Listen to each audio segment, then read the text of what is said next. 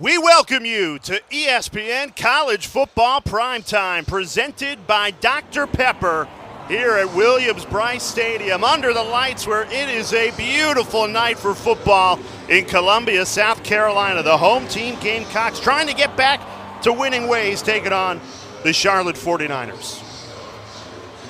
Hi, everybody. Thank you so much for joining us tonight alongside Forrest Connolly. I'm Jay Alter for South Carolina, albeit against really good competition. Back-to-back losses against Arkansas and Georgia. How do they turn the page tonight, Forrest? Well, it starts with quarterback Spencer Rattler. We know of his skill set. He comes into the program averaging over 70% pass completions. He's a little bit under 60% right now.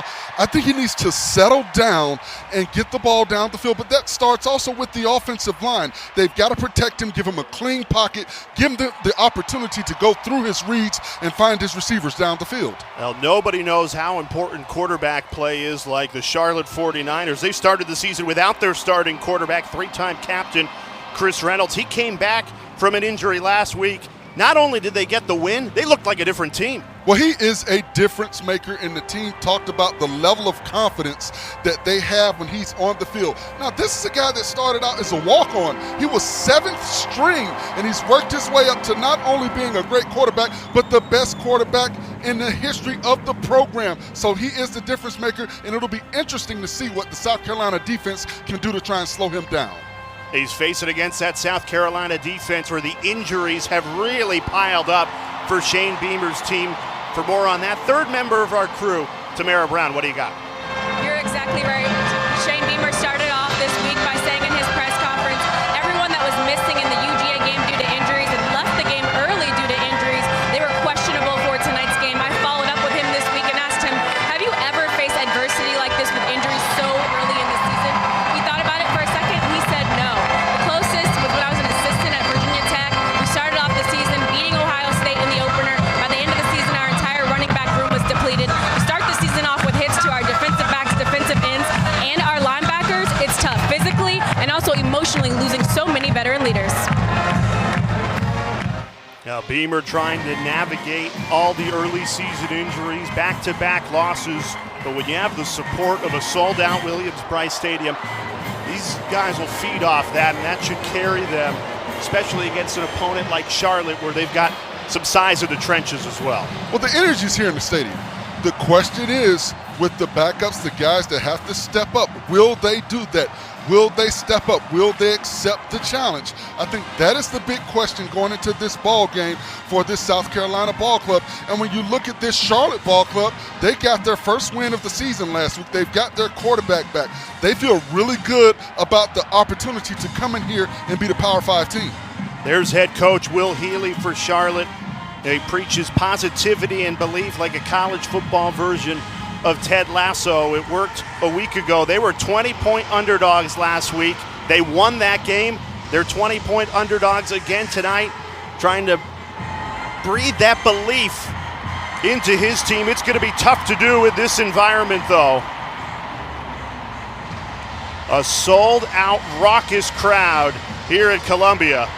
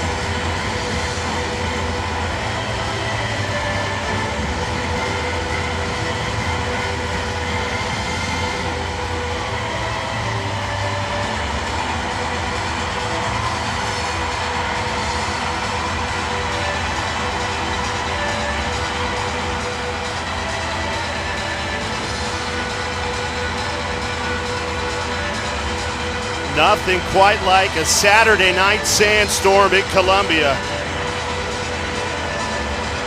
You would never know by looking at it. This team is 1-2, trying to get back to winning ways tonight against Charlotte. It'll be the Gamecocks that start with the football. Leggett tripped up shy of the 20, flew forward, and that is where Spencer Rattler of this South Carolina offense will begin tonight.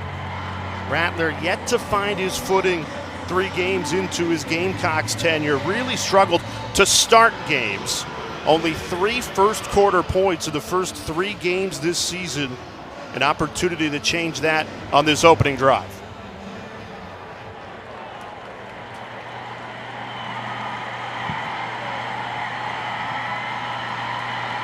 He's got Marshawn Lloyd in the backfield. He gets the first carry of the game right up the middle, running strong, gain of 9.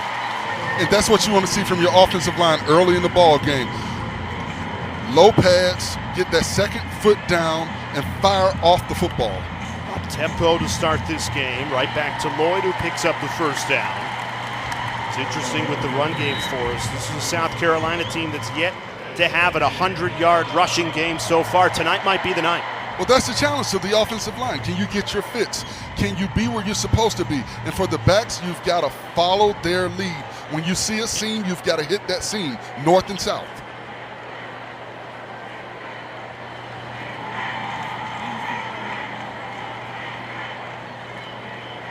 Right back to Lloyd. He's taken all 3 carries. Couldn't break free there. Tripped up by the former Gamecock, Derek Boykins.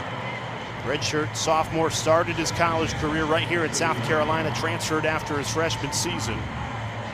And a good job by Lloyd. He tried to cut off the block of Nate Atkins. Nate Atkins, number 44, did a good job of picking up that linebacker. That's what you need to see from your running backs. Recognition.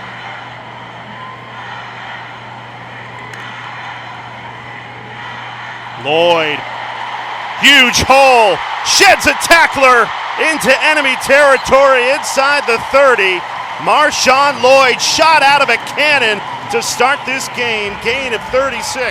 And this is what the coaching staff talked about. They wanted to get a quick start. They wanted to get an early start. We talked earlier about only 3 points scored in the first quarter of all of their ball games. And you see Lloyd, you see the potential. He's in the 2nd year after rehabbing that knee, and you see the explosiveness. Quick hitter, first pass of the night, goes out to Jaheim Bell, very dangerous player. You'll see him lined up all over the field. And Jaheim Bell is a player that I'd like to see them get the football to more often. When he's in the open space, he's tough to bring down. He's 6'3", 230 pounds. He's too big for defensive backs, and he's too fast for linebackers.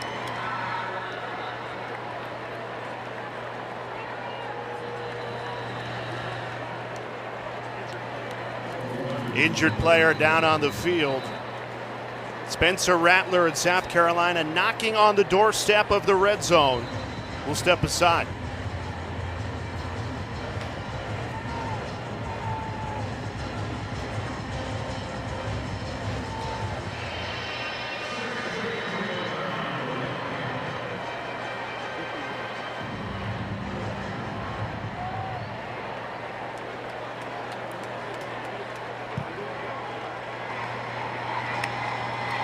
Second and 3.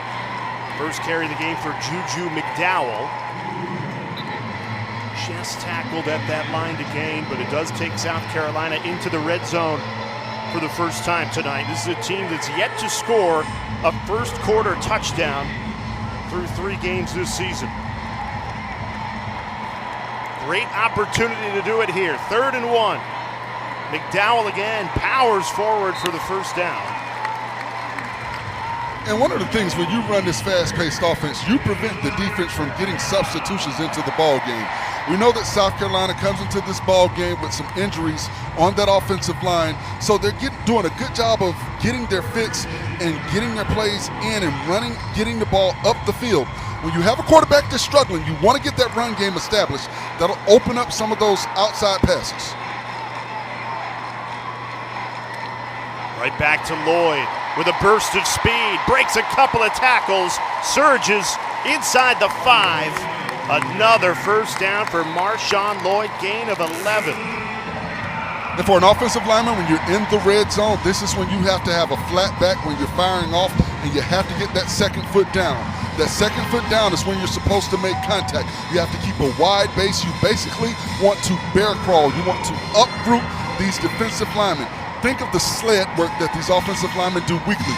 That is what you want to see from them firing off the football. First and goal. Right back to Lloyd. Running behind that offensive line, churning the legs forward already down to the 2. 70 yards on the ground in this opening drive. They've yet to have 100 on the season. And what's interesting, you have not seen Rattler pass the football yet.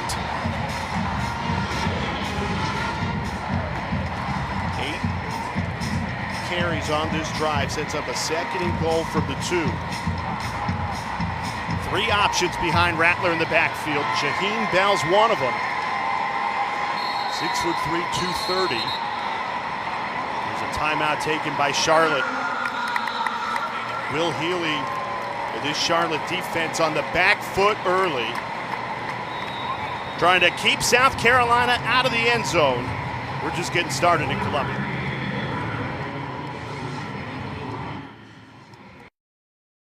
Slow starts have really plagued South Carolina this season. They've been outscored 21-3 in the first quarter through 3 games this year. But on this opening drive, Forrest, they've taken it 9 plays, 8 of those on the ground for 70 yards, and they've got a second and goal from the 2.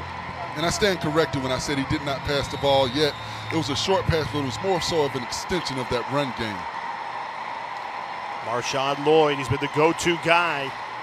Gets it here, but runs into a wall. Great penetration. Derek Boykins, the former Gamecock, his second tackle of this first quarter, sets up a third and goal. And a good job by Boykins to navigate through the traffic and find the football and wrap up the back. Lloyd stays in the backfield. Critical third and goal for Spencer Rattler in South Carolina. Rattler kept it, in trouble, throws incomplete. No flags, fourth down upcoming. So after a terrific opening drive where seemingly they got everything they wanted offensively, now a decision to be made on this fourth and goal. Do you take the 3 points or go for it? I think right now they want to go for it. You want to get some confidence going.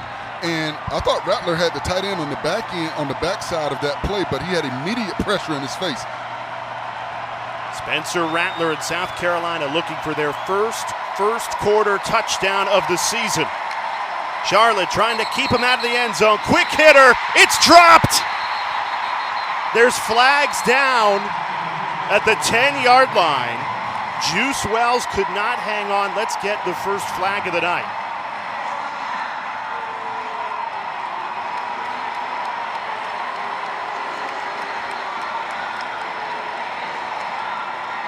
Will Healy's fired up.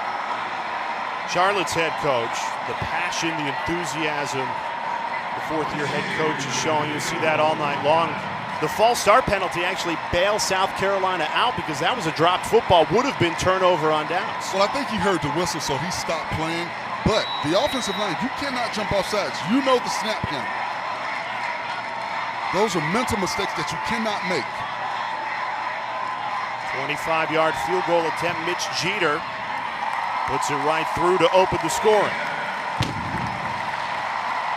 And South Carolina first to draw blood tonight with a field goal, but for as successful as that drive looked, they marched right down the field and could not punch it in. That's what's plagued them. Well, it was an interesting play call on third down. They sprinted Rattler out to the boundary side, the short side of the field, so he did not have much to work with, and he had immediate pressure by Nate Atkins. And so I'm trying to get the ball to Nate Atkins, but the thing about it is I think you sprint him out to the wide side, the field side, you give him more time to operate, more time to look down the field, go through progressions, and try and find the receiver. Sprinting him to that boundary side, there was only a short amount of space for him to operate. And that with that immediate pressure, he had to get rid of the football, I think, before he wanted to. 12-play, 72-yard drive that stalled out from the 2-yard line. They had 3 opportunities to put it in from the 2-yard line, failed to do so, settled for 3 points. This home fan base and all Gamecock fans watching at home, they know how badly this team needed a strong start. They've dug themselves holes in every first half they've played this season. But I thought they did a real good job establishing the rushing attack early in this football game. It's going to be interesting to see what adjustments the Charlotte defense makes when they come back on the football field. Dangerous return man, Chadrick Bird, nowhere to run, and a flag coming in.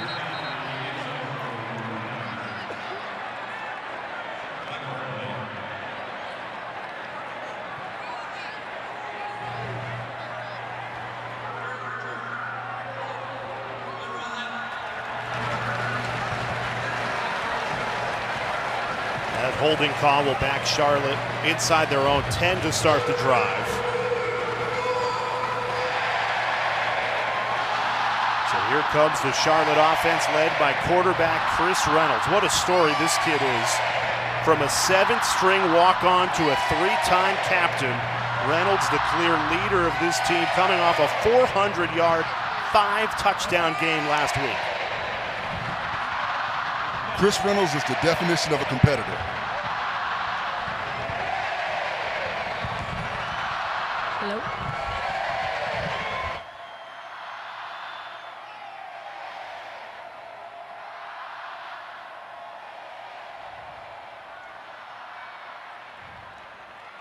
Completes the first pass of the night. Grant Dubose, who caught the game-winning touchdown a week ago at Georgia State. It's worth noting, they do have a common opponent, South Carolina and Charlotte, and it is that Georgia State team. Charlotte got their first win against Georgia State last week. They put up more points, 42, than South Carolina did against that same team week 1. And what you see early from this South Carolina defense is a lot of pre-snap movement, and I think we'll see that throughout the evening.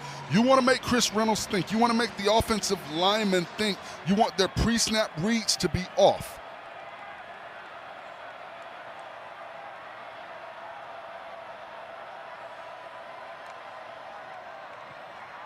Reynolds pulled it back, completes his second pass. Elijah Spencer, the South Carolina native who grew up 30 minutes away, went to Dutch Fork High School, moves the chains again, gain of 11. And Reynolds is very calm. He knows where he wants to go with the football. They're doing a good job on the offensive line, picking up the blitz. You see Reynolds, he knows where he's going with the football. He gets the ball fake, and he puts the ball where only his receiver can make a play on it. Reynolds, a 24-year-old kid. He's been in college for 6 years. He started at least one game for Charlotte in each of those 6 seasons. A 3-time captain, doesn't have the metrics at only 5'11" and 200 pounds, but you said it, Forrest. He's a gamer, a competitor, and he's 3 for 3 to start Charlotte's opening drive offensively. And he has this calm demeanor about him. And when you're a quarterback and you have a calm demeanor, that translates to your offensive line, to your skill players. They follow your leading. You see him. He knows where he wants to go with the football. He knows what he wants to do. You see him talking to his offensive lineman. You see the calm demeanor. And you see how it's a reflection of what we see on offense from the Charlotte Ball Club early.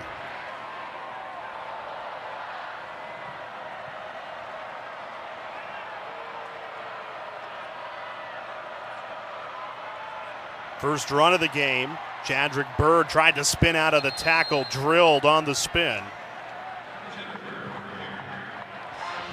Nicky Manwuri made sure that Bird was not going to pick up that first down. 3rd and 1 upcoming.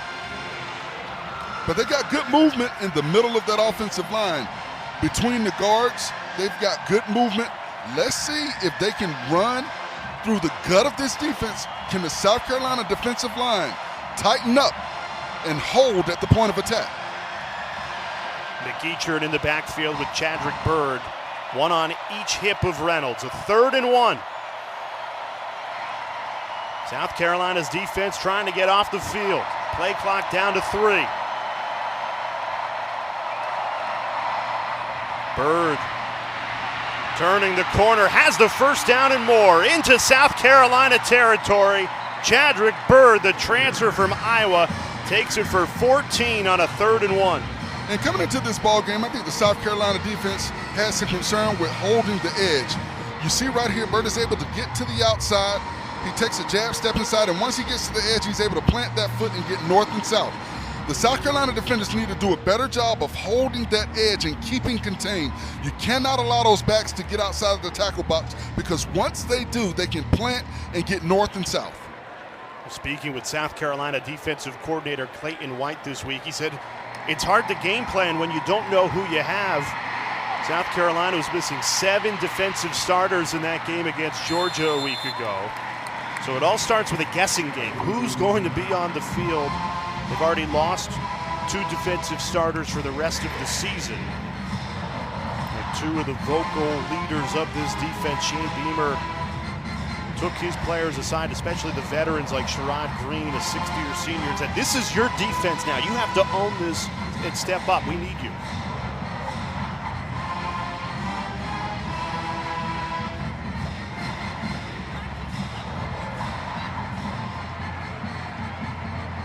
South Carolina loading the box. Reynolds an empty backfield.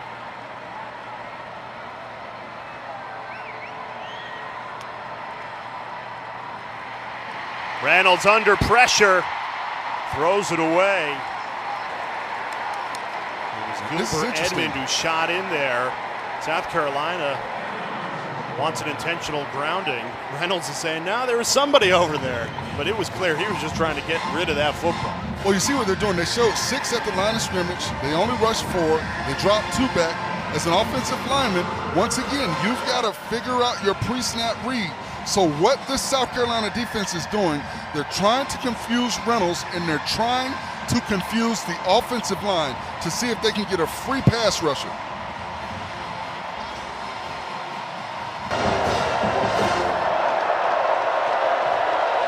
Charlotte needs to get the ball to the 36-yard line to keep this drive alive. 1 for 1 on 3rd down tonight. Quick hitter, wide open. McEachern has the first down on a 3rd and 10. Great read by Chris Reynolds to pick out McEachern, gain a 17 to keep the drive alive. And they showed the blitz, and they brought it that time, and Chris Reynolds went right where the blitz came from. Usually when there's a blitz, that's where the open spot is. You see Reynolds, he knows exactly where he wants to go at the football. Down the field, he saw the blitz coming, and he went to McEachern. Edmonds showed him that he was coming up the field, and he was able to play off of Edmonds' pass rush. You have a sold-out Williams-Brice Stadium screaming at you. Everybody on their feet, loud and proud here in Columbia. And Reynolds with a great read, calm under pressure to convert the 3rd down. Quick pass again. This time out to the tight end, Taylor Thompson. Could not turn the corner, but still picked up 6. And Sherrod Green did a good job of covering Thompson, not allowing Thompson to get up the field to get more positive yards. A lot of times you see linebackers get caught up in everything that's going on, and they're not able to get out to the flat when you get the ball to a playmaker out on the edge. But a good job by Green on that play. 10th play of what's been an impressive opening drive for Charlotte offensively.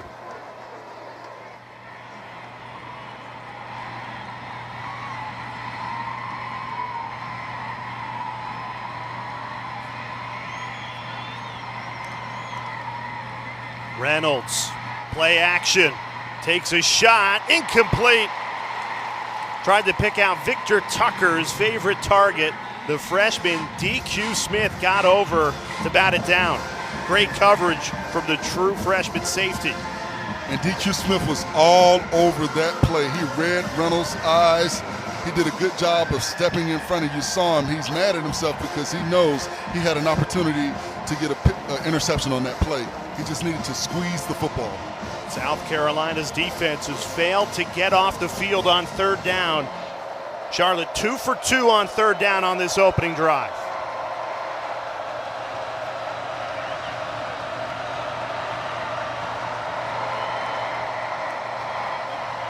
Reynolds fires. It's caught for the first down and more inside the 10, pushing the pile all the way to the 5.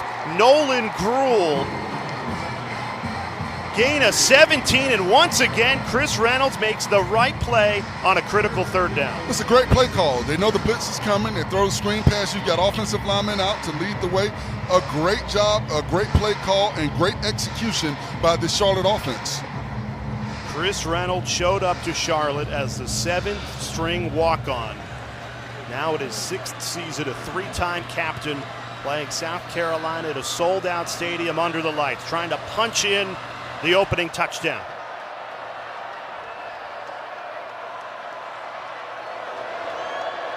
He's 6 of 9 through the air on this drive. This time they go to the ground game with Bird. No room to run.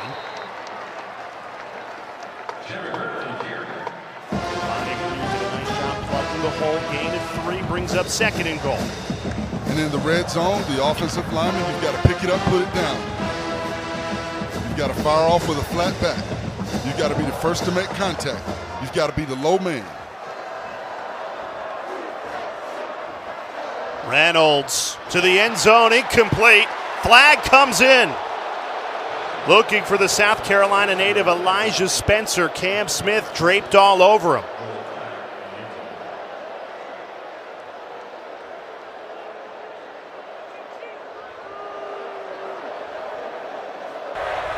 Pass interference on the defense. Number 9. The ball will be placed at the 2-yard line. First down. So a 1st and goal now from the 2-yard line after the penalty. Shane Beamer does not like that. And that's one of those plays where sometimes the officials let it go, but Cam Smith came over the back. He came through the receiver as opposed to trying to play the football.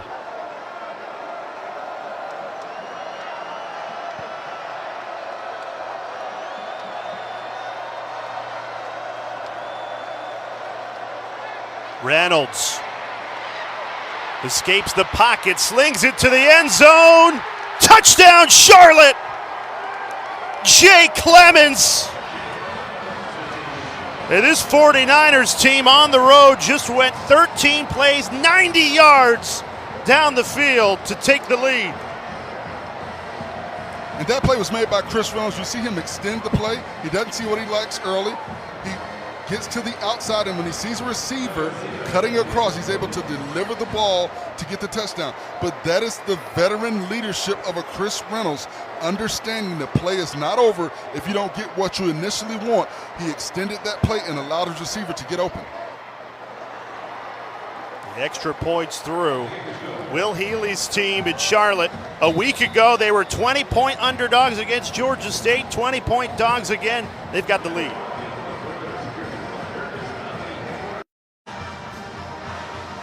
Now, the big point of emphasis this week, talking with South Carolina's coaching staff, was sustaining drives offensively. Well, Charlotte took the South Carolina playbook. They went 3 for 3 on 3rd down conversions, 13 plays, 90 yards, 7 minutes off the clock. The quarterback, Chris Reynolds, looks like a 3-time captain out there. Calm, cool, collected.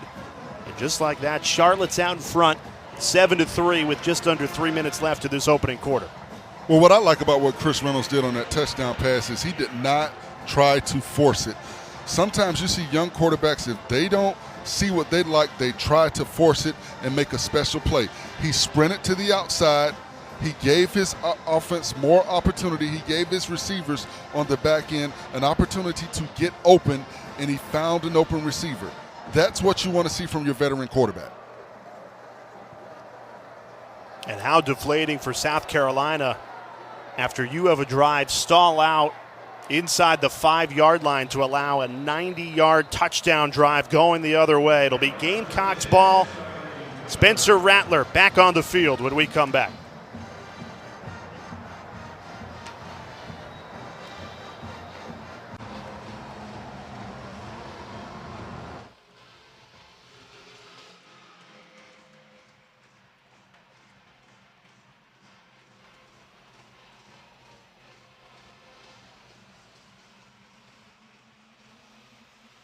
Well, South Carolina, slow starts have plagued this Gamecocks team all season, and Will Healy's team, Charlotte, has come in and got a first quarter lead. 7-3, Spencer Rattler It's South Carolina's offense back on the field starting from their own 25.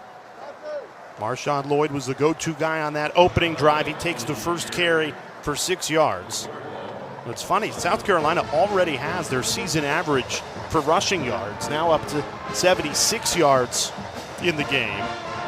And I like what they're doing. They're going two tights, and they're just lining up, and they're going right at this Charlotte defense. The problem is you rushed the ball so well on that opening drive, it couldn't punch it in. Settled for a field goal. Can they reach pay dirt on this drive? Here's Lloyd, breaks a tackle into Charlotte territory. Marshawn Lloyd feasting. Gain of 22. And it's a tale of two cities right now. You've got a Charlotte offense that the South Carolina defense can't stop from passing, and you've got a South Carolina offense that the Charlotte defense can't stop from running the football. Lloyd is doing a good job of getting to the second-level defenders and making them make the tackle. What you see with Lloyd is you've got a thump, you've got a wrap, and you've got a tackle. You can't just stick your arm out there. Lloyd already a career-high 92 yards. Rattler keeps this one, surveys the field, takes his shot. Did he hang on? Yes, great catch. What a grab. Josh Vann, gain of 18. And you saw Vann run the comeback route. Rattler wasn't ready to release the football. Vann got to the outside. Rattler got the football out, and Vann did a good job of squeezing that football before he was pushed out of bounds.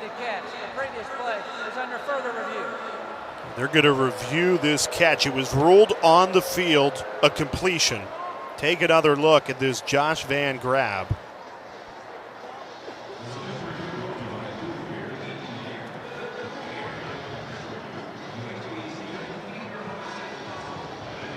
And that's definitely a catch. The question is, it looked like he squeezed the football. Did the ball move when he hit the ground? The ball he has to maintain control of the football when he hits the ground. The ball cannot move.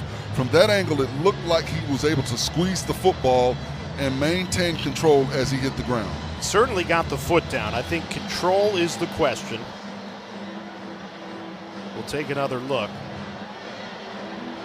Rattler had all the time in the world on this throw. Foot down. No catch. No catch. This should be no incomplete. Catch. Yeah, controls the question, and that ball clearly bounces. Yes, he loses control as soon as he hits the ground. You have to complete the catch. And right there, he loses control of the football. Yes. And a good job by Wayne Jones fighting all the way through the catch and not giving up on the play.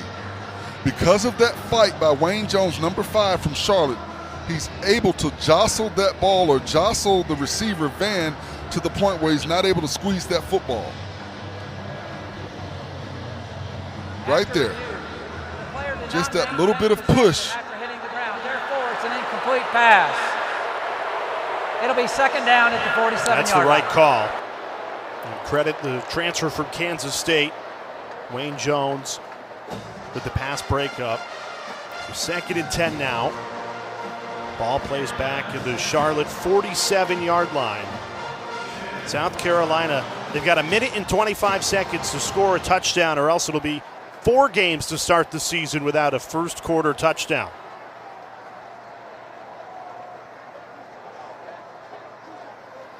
Christian Beal-Smith in the backfield right now for the Gamecocks. Marshawn Lloyd out of the game right now. 9 carries, 92 yards. That's a career high for Lloyd already. We're just getting started. Beal-Smith on the carry, snuffed out. There's a flag that came in after the tackle. It was Boykins who made the stop. Personal foul, hands to the face on the defense, number 0. That's a 15-yard penalty, automatic first down. Well, South Carolina will take the first down any which way they can get it. Ball marked to the 31-yard line. Gamecocks. It would have been a 3rd and 5, now a 1st and 10. And you see Coach Healy encouraging his defense to continue to try to hold at the point of attack. A good job on that play in the interior part of that defense. They showed jet sweep action on the South Carolina side, but the interior players of that defense held tight at the point of attack.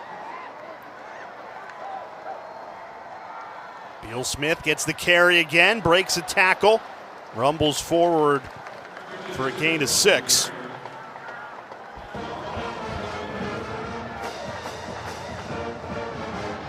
South Carolina has been very conservative with the play calling today. They've run the ball 13 times, only attempted 3 passes. And you have to wonder if that is because of some offensive linemen being out and wanting to protect their quarterback, but also you want to help build his confidence.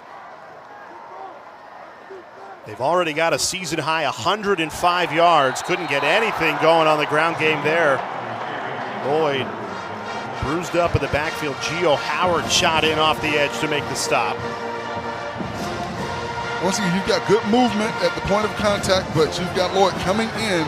You know, he's trying to cut to the outside. A good job by the defender to get up in his face and not allow him to plant that foot. A good job by Howard. That's the end of the first That's quarter. what you want to do with these South Carolina running backs. You cannot allow them to get north and south and get up the field, and that was a good job on that play, getting up the field and making the tackle in the open field, because if he doesn't make that tackle, he's got a lot of space to run.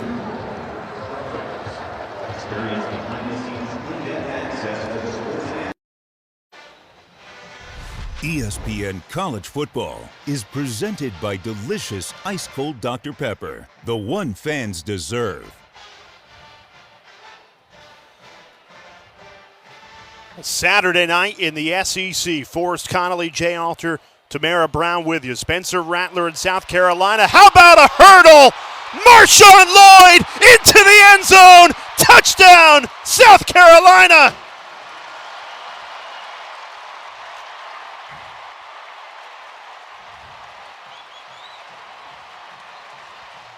Marshawn Lloyd already a career high in rushing yards, and now he'll make SportsCenter tonight. That was one of the most spectacular runs I've ever seen. I mean, he jumped all the way over the defender.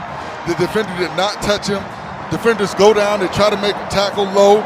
You've got to keep your head up. When you put your head down, that is what happens. But the way that he was able to jump entirely over the defender and get to the end zone, what a special play.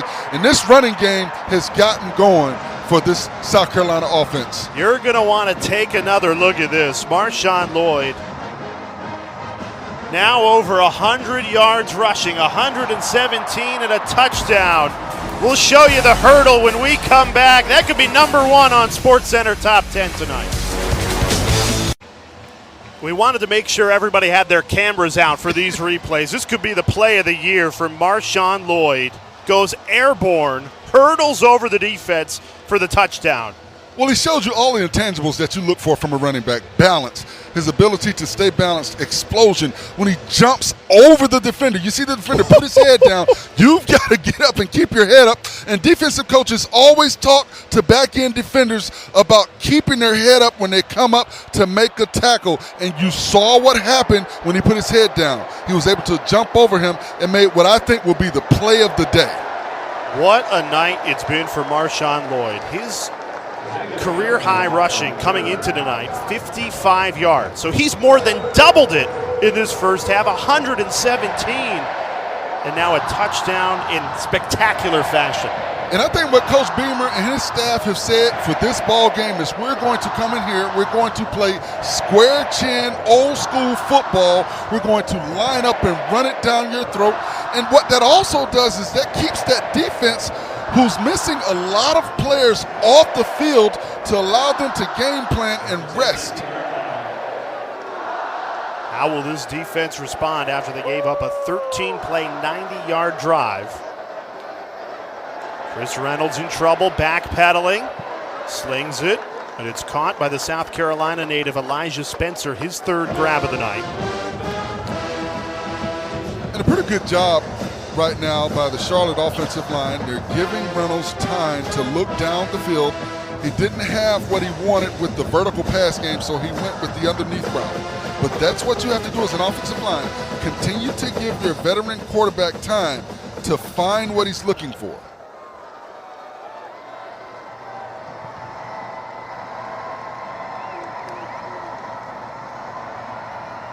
Reynolds, quick release, finds Spencer again. Back-to-back grabs for the sophomore out of Dutch Fork High School, about 30 minutes away from Columbia.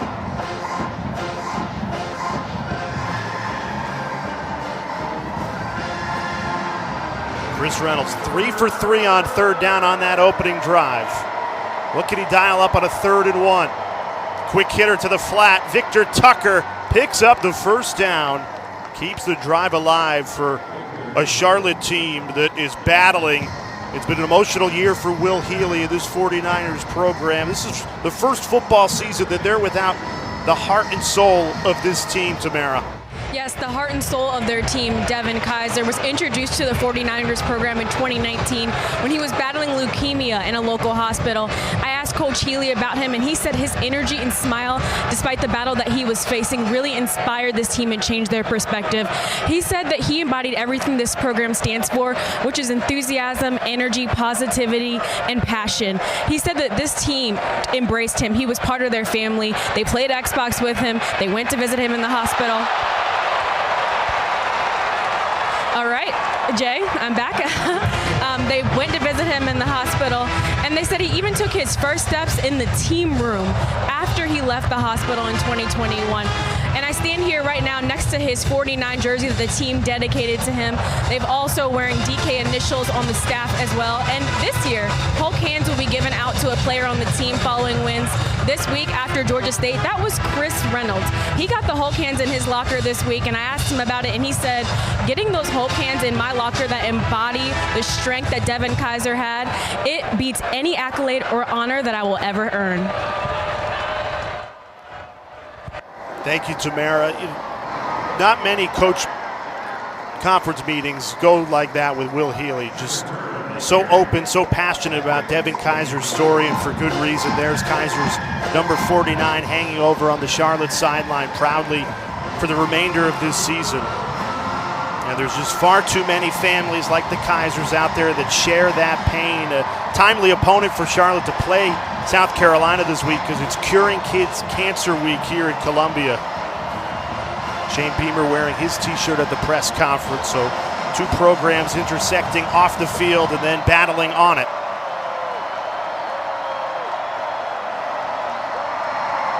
Third and 3. Can Charlotte remain perfect on third down conversions? Yes, they can. Make it 5 for 5 on third down. Chris Reynolds, so calm.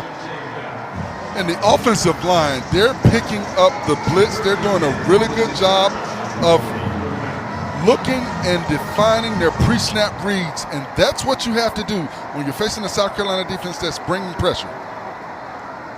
Reynolds taking a shot on first down. Victor Tucker draws the pass interference call.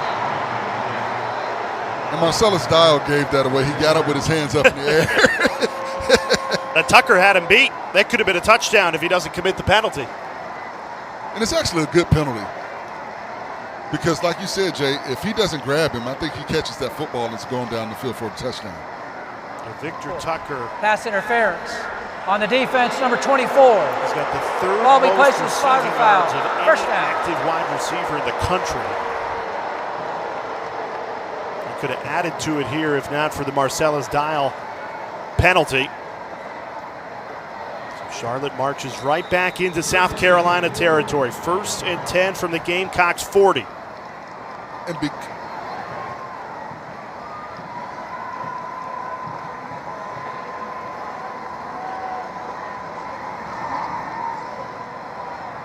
Spencer in motion.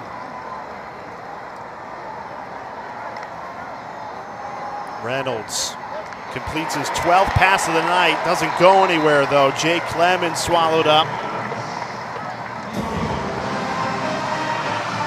that was a poor job on the outside. You've got to get that block. If you get that block, you open up a lane for the receiver to get up the field. But a great job by the defender to get up the field, Debo Williams, and make that tackle. Reynolds with pressure. Another flag in the South Carolina secondary. That's the 3rd of the night. Cam Smith all over Elijah Spencer. He's got his hand on his shoulder pad running down the field. You're wondering what he's so confused on about? The defense, number 9. The spot foul. Automatic first down. And I think if the fans see the replay on the big board, they'll understand that was definitely a pass interference. But, you know, these defensive backs, they're panicking when the ball is in the air. And you don't need to panic. Just turn around and locate the football. If you're running to the receiver or you make contact with the receiver but you're trying to locate the football, the officials will let that go. They cannot panic and grab these receivers. But a lot of that has to do with the early success of this passing game by the Charlotte Ball Club and Chris Reynolds. 2 in the backfield with Chris Reynolds. Passing game has been most effective, though. 12 of 16 on the night.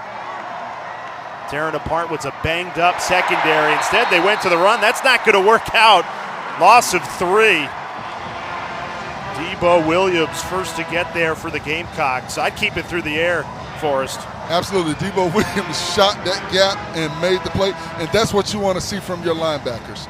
Don't allow the guards to get up to the second level and cover you up. You're the better athlete.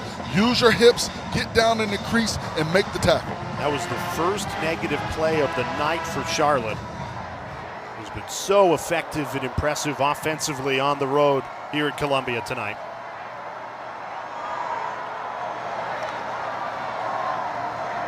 Play action, Reynolds right on the money again. A first down inside the 15. Grant Dubose. Gain of 18 as Charlotte continues to prey on this very vulnerable South Carolina secondary. And that's one of the most difficult routes to cover, a crossing route, because usually the defensive back is going to be in trail mode. A good job by Chris Reynolds leading his receiver, but not leading him too far into the safety that was waiting in the middle of the field. And when Charlotte gets in the red zone, this team will make you pay. 11 of 13 on the season when they get inside their opponent's 20. And that's touchdowns. That's not just scoring.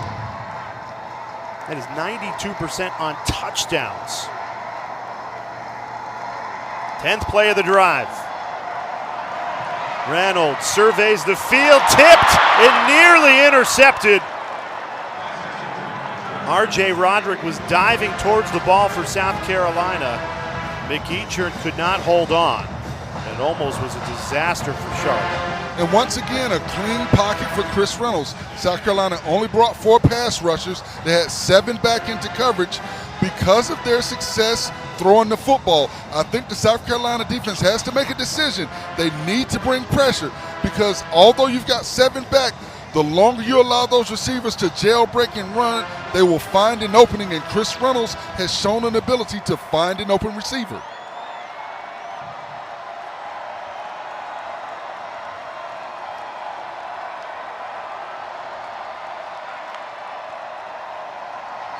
Reynolds floats to Spencer. It's dropped again. Back-to-back drops for Charlotte. Hands getting shaky on the road in the red zone. And a great inside move by Jordan Burks. The left tackle, Jackson Hughes, overset to the outside. Burks was able to come underneath and get immediate pressure on Chris Reynolds. Watch number 77. He oversets to the outside, giving up that inside move to Jordan Burch. Jordan Burch took 1 step upfield and got to the inside. That's why you have to sit down in your stance as an offensive tackle to be able to power step and redirect when the defender tries to go underneath.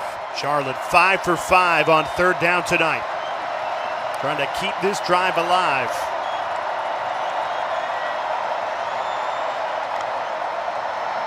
Pressure coming. Reynolds off his back foot to the end zone. It's caught! Touchdown Charlotte! Victor Tucker! There's a flag down at the 4-yard line. But as it stands, 49ers strike again.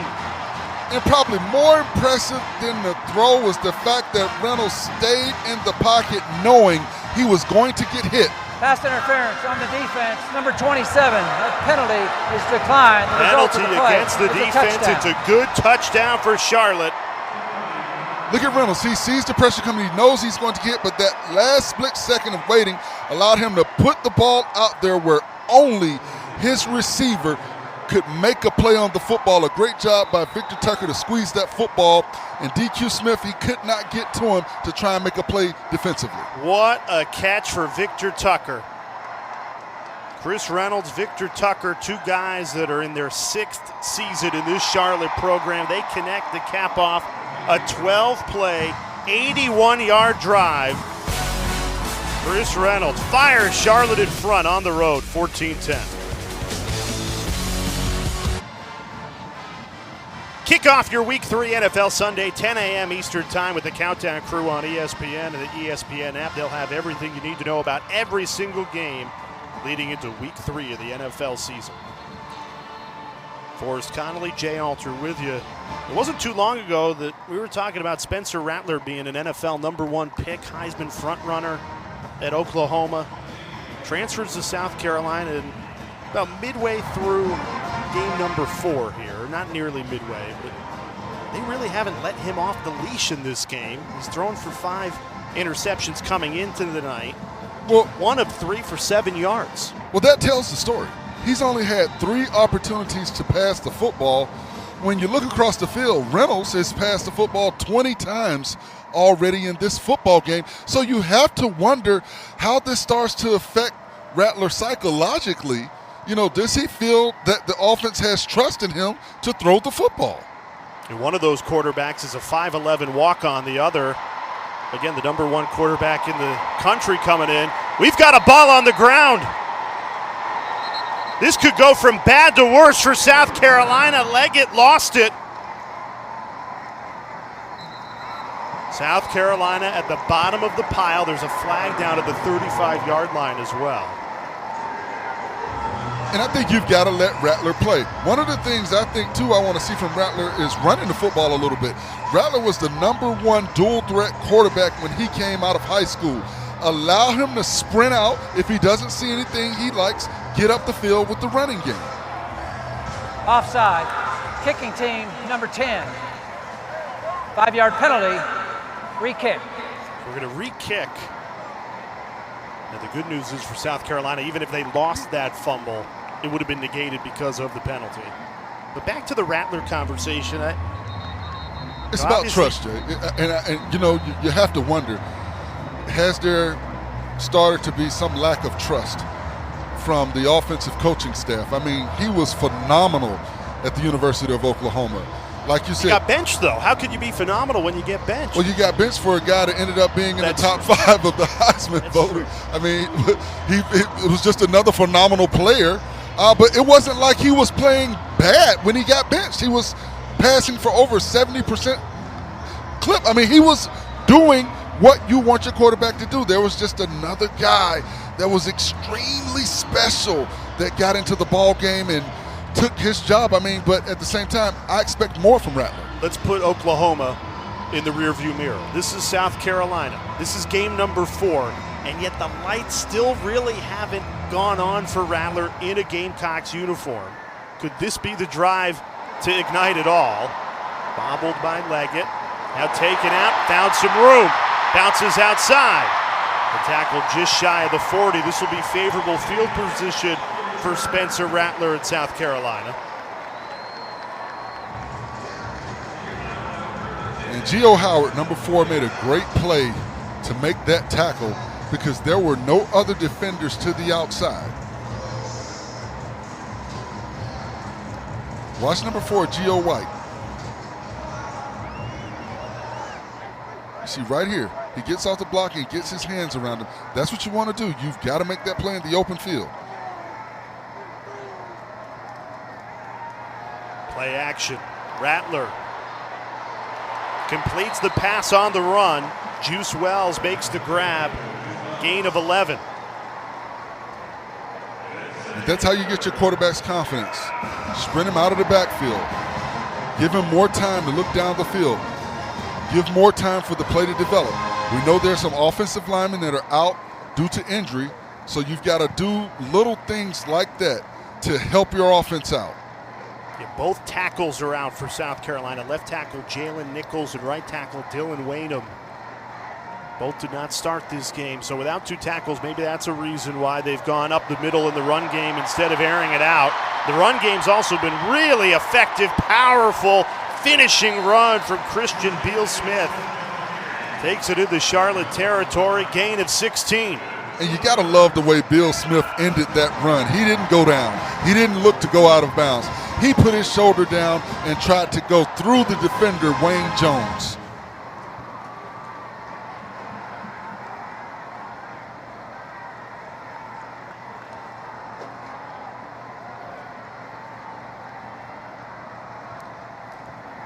Quick hitter. Jalen Brooks makes one man miss. Picks up the first down, scooting up the sideline. His first catch of the night goes for 12. Marquise Watts, the defensive end, came over to make the stop. South Carolina, this is the best they've looked all night long offensively. And you saw on that play, Valerian Agbaugh, he did not break down. He came flying. You've got to break down, chop your feet, and make that tackle. Rattler kept it himself, slides, and there's a lot of contact after the slide. And when you slide feet first, you're giving up your body to defender. You're down as the quarterback, so that maybe should have been a penalty on that play because he made contact with it. Take another look. Once he's sliding, he's a defenseless player. I thought they could have called a penalty on that play. It probably should have been. Instead, 4-yard gain for Beal-Smith, who stayed in the game this drive. And we hadn't talked about it a lot, but those offensive tackles being out, I think that forces this South Carolina team, the South Carolina offense, to focus on the run game because the tackles are the ones that protect the backside and the front side of the quarterback. Rattler flips it to the tight end. Austin Stogner tripped up inside the 5. This is where South Carolina got on the opening drive of the game. Inside the 5, they had 3 opportunities to punch it in, settled for a field goal. Can they capitalize now?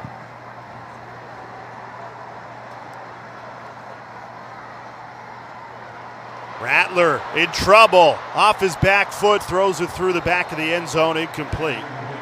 And one of the things I don't like about that, with the success they've had running the football, line up in the I formation, get Marshawn Lloyd in the football game, and let him do what he's been able to do all throughout the first half of this game, run through that Charlotte defense. You've got to challenge these offensive linemen. I understand you've got some people out, but they know how to play football. And the object of goal line offense is to find someone with another color jersey on and run over them and run through them. And that's what I want to see from this offensive line. Marshawn Lloyd, no carries on this drive despite 117 yards and a touchdown tonight. 3rd and goal. Rattler to Bell, trying to power his way in, stopped shy. Great tackle by Marquise Watts to save a touchdown. And now what do you do here, Forrest? I go for it. You've got to challenge your offensive line. No hesitation. Fire off the football, get that second foot down, pick it up, put it down, and fire off. Timeout, Charlotte. Will Healy sprinted down that sideline. His defense trying to get set. A critical 4th and goal upcoming. South Carolina trailing by 4. 4th and goal, South Carolina going up over the top for the touchdown. Christian Beal-Smith. Boy, did the Gamecocks need that one. And I like the play call by South Carolina on that play. They lined Jaheim Bell in the backfield, and we know he's the Swiss Army knife player for this offense, so the defense had to react to him going to the outside, and a good job by Beal-Smith to get up and over the offensive line and the defensive line to get the ball across the goal line to get that touchdown. Cashing in on a 4th and goal.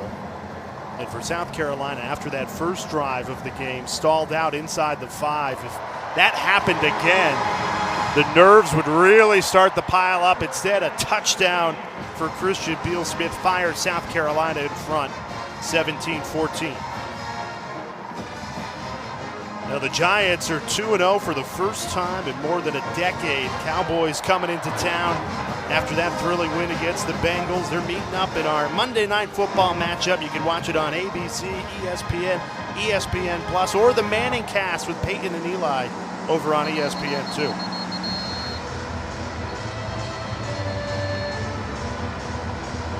You mentioned Peyton and Eli Manning Charlotte quarterback Chris Reynolds. He was a counselor at the Manning Passing Academy this past summer, worked side by side with Peyton and Eli. There he is with the two Hall of Famers. Full circle moment for Reynolds, who went to the Manning Passing Academy as a camper all the way back in 8th grade. Well, I'll tell you one thing I know he got from the Mannings, and that's patience and demeanor, because you see how he responds on the field. He's been able to respond to the South Carolina offense when they've been successful, when he's gotten back on the field. Can he respond again? Here's the thing for Chris Reynolds at Charlotte. From an offensive perspective, you've had 2 drives and 2 touchdowns. You've only had 2 opportunities, and you've cashed in for 7 points each time. And once again, the Charlotte offensive line, they're giving him a clean pocket. I think the South Carolina defense has to make a decision. Are we going to sit back and try to prevent him from passing the football, or are we going to bring pressure and force him out the pocket and hope we can cover on the back end? Look at those numbers. He's been terrific tonight. 14 of 20, 2 touchdowns. 8 of his 14 completions have gone for a first down. So it's not just dink and dunk stuff. He's been letting it rip against a banged-up South Carolina secondary.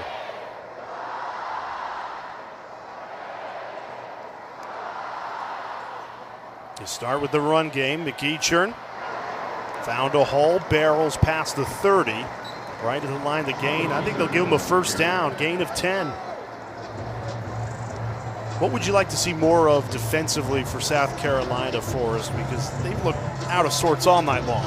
Well, I want to see the linebackers walk up in the gaps, give the offensive linemen for Charlotte some pre-snap reads, make them think, make them use an extra split second to try and determine what they're going to see at the snap of the football. Right now, they're not showing any blitz. The Charlotte offensive line, they know where they want to go. They're getting good fits with their blocking scheme.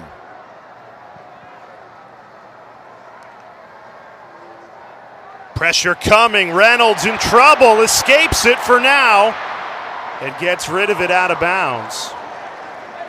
And even when South Carolina's breathing down his neck, he has the poise to make the right play in that moment. But that was a good job by the South Carolina defenders. For the first time, it seems like they've been able to get pressure with only rushing 4 defenders. Those outside defenders were able to get up the field. Those offensive tackles for Charlotte have to do a better job of keeping their shoulders square to the line of scrimmage until you get to that 3rd kick step, which is the level of the quarterback. Then you can open up and push those defenders past him.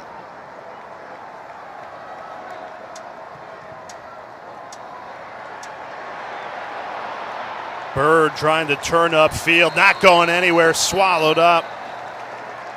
Loss of 1. And for Charlotte, you've got to run the north-south running game, the east-west running game. This South Carolina defense is too fast. They were able to get to the outside. They did not give him an opportunity to plant and get up the field. That's what you want to do for South Carolina. But for Charlotte, I think you continue to run between the guards. That's where you've had most of your success. Will Healy's offense is 6 for 6 on 3rd down tonight, but this is their longest test, 3rd and 11.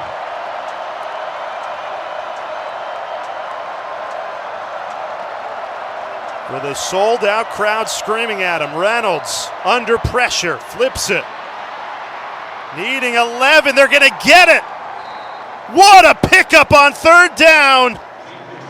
Eugene Minter splits through the defense, gain of 12 to keep the drive alive. And watch number 57, the center. He engages with the defender, and he's able to get out and lead the back. That's all you want.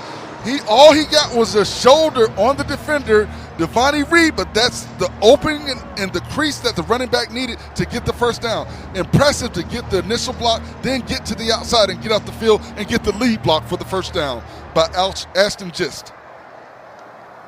Outside outside of backyard football, Chris and Jack Reynolds never got to play on the same football team until Chris gained extra years of eligibility from injuries and COVID, so he was able to play with his younger brother, Jack. I asked him about that, and he said that Jack is the type of guy who was never afraid to play with the older kids. He would lay out for any football, even if it landed in a bush.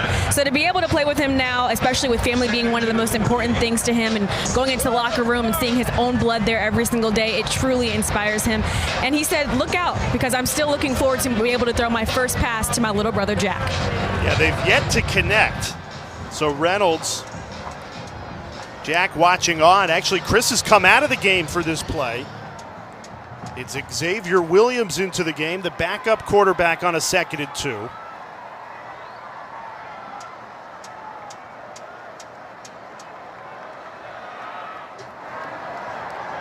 Williams keeps it himself, plows forward to pick up the first down, gain of 3.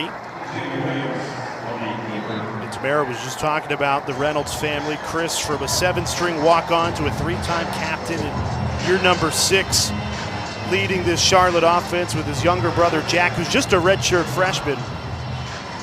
Tamara alluded to it, but they've actually never completed the pass to each other, quarterback to wide receiver, in a live game. They've done it plenty of times in the backyard and in practice. And Chris has just got too many targets in front of his little brother right now, and he's hit a lot of them tonight. He's thrown to 8 different receivers in this game, 15 of 22 through the air, and he's back into the game on a 1st and 10. Run game, nothing going. Cadrick Bird lit up by Gilbert Edmond on the edge. Forrest, I say this half joking, half serious. I would not run the ball again if I'm Charlotte. All the success has gone through the air. Every time they've run, there's been nothing going on. Well, you've got some strong defenders, and I think South Carolina has the advantage at the point of attack in the run game. The passing game, that's where the big question is. Have they found a way, and they have not, to stop this Charlotte passing attack? 2nd and 13 after the loss of 3. Pressure coming. Reynolds somehow gets rid of it. It's bobbled and intercepted. DQ Smith, the true freshman, great hands to read that bobble. And that's the first turnover of the game. Victor Tucker could not hold on. South Carolina ball when we come back after the DQ Smith heroics. So while we've been away, the officials taking a long look at DQ Smith's interception. It was called an interception on the field. Here's what they're looking at. Bobbles off Victor Tucker, and did Smith get his hands underneath this football? No, you see it drop. Pops out right there. So this ball pops out. What would have been the first career interception for the young Columbia, South Carolina native DQ Smith. Looks like this will be overturned. Shane Beamer can't believe it. Well, it was a great effort, and I like the way he jumped up. Little giveaway there with. Well, I like the way he jumped up and acted like he did squeeze the football. That's what you're supposed to do. Take another look. Will they DQ the DQ Smith interception? That one bobble. Well, from that angle, it looks like he was able to squeeze it. But from this angle, you see the ball clearly hit the ground. It goes through his hands and hits the ground. Right there. He tried to pull it into the body, but I do think it. Right yeah, there. right there. Right there. Right there. Hits the grass. But he deserves an Oscar because the way he got he up. thought it was his After first review, career interception. The ball touched the ground, so therefore it is not an interception. It'll be 3rd down at the 48-yard line. Game clock Call operator, please overturned. reset the game clock to 152. But what was more interesting on that play is South Carolina was finally able to get through with the blitz. Brad Johnson, number 19, went untouched. And Chris Reynolds got up a little slow after that hit because he got a clean hit on Reynolds, and Reynolds was not able to turn over his arm on that throw, and the throw was behind the receiver. Charlotte is 7 for 7 on third down tonight. They've got to go 13 yards to keep the drive alive. South Carolina's defense has failed to get off the field. This could be a free play for Charlotte. It is.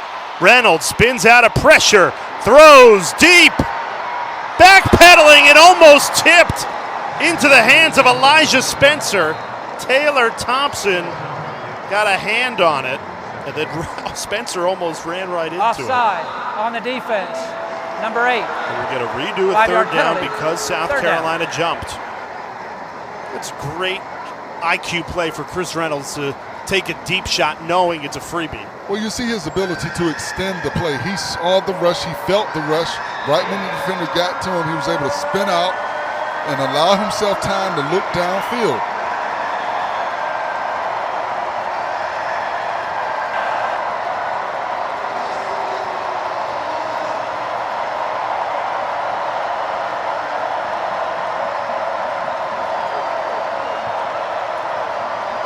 Seven on the line for the Gamecocks. Pressure coming. Reynolds unloads a deep ball. Incomplete. And no flags. And Reynolds is a little gimpy. They got another clean shot on Reynolds. They've found something defensively that has allowed them to get a free pass rusher on Reynolds, and he's taken 2 shots in the last 3 passing attempts. And you see him walking gingerly to the sideline right now. And we know he's had some issues with an upper body injury early in the season that prevented him from playing in some ball games and taking these shots from these defenders, and he's getting hit when he's exposed because he's passing the football. You have to wonder, is that starting to take an effect? He was injured in the first quarter of the first game for Charlotte. They went 0-3 without him. Came back last week, looked terrific. Josh Van calls for the fair catch inside the 10, 37-yard punt. South Carolina's got all 3 timeouts at their disposal with $1:29 left. Sunday NFL Countdown comes your way to start week 3 of the NFL season, 10 a.m. Eastern Time on ESPN and the ESPN app. It's tomorrow, 10 a.m. Eastern Time. Don't want to miss it. It's week 3 of the NFL season comes your way tomorrow. Forrest Connolly, Jay Alter with you. Great opportunity for Spencer Rattler in South Carolina to run the 2-minute drill here. 3 timeouts trying to add to this 3-point lead. They start from their own 5-yard line. Rattler throws incomplete off the hands of Juice Wells. Would have been a big play if he hung on. And Rattler has to settle down. He put a little bit too much on that football. Take a little bit off. The danger right now with this offense, you know they're trying to pass the football with only 1:22 left. They have to be careful because you've got an opportunistic defense from Charlotte right now. They're going to jump some of these short routes. So Rattler has to be careful with the football. He's thrown 5 interceptions on the season. Can't afford one right here. They go to the run game. Marshawn Lloyd, already a touchdown and a career high, takes it for a first down as we check in with Tamara on the sideline. Yeah, after the Gamecock defense got that stop, Marcus Satterfield, the offensive coordinator for USC, went over to the offense and said, guys, we need to play complementary football. The defense got to stop, so we need to go out and finish and score some points before the half. Now they've got to do it in 1 minute and 15 seconds and more than 80 yards to cover. They do have 3 timeouts to work with.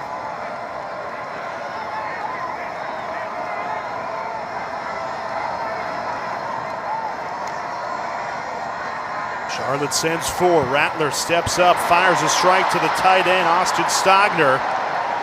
Bounced out of bounds. Another first down, gain of 10. And Charlotte's rushing 4, dropping 7 back into coverage. They're trying to keep everything in front of them. That's what you have to do. They're playing a prevent-type defense, but you cannot allow any of the South Carolina skill players to get on top of the defenders. The defense has to sit back. They have to keep everything in front of them. Here's Satterfield calling the 2-minute drill. Spencer Rattler, what a confidence boost this would be for him if successful. 67 seconds left in the half. Rattler steps up, takes a shot deep. It's caught! What a grab! Amarian Brown, his first catch of the night's a big one. 26 yards into Charlotte territory. Up-tempo offense. South Carolina does have 3 timeouts, elects not to use one though.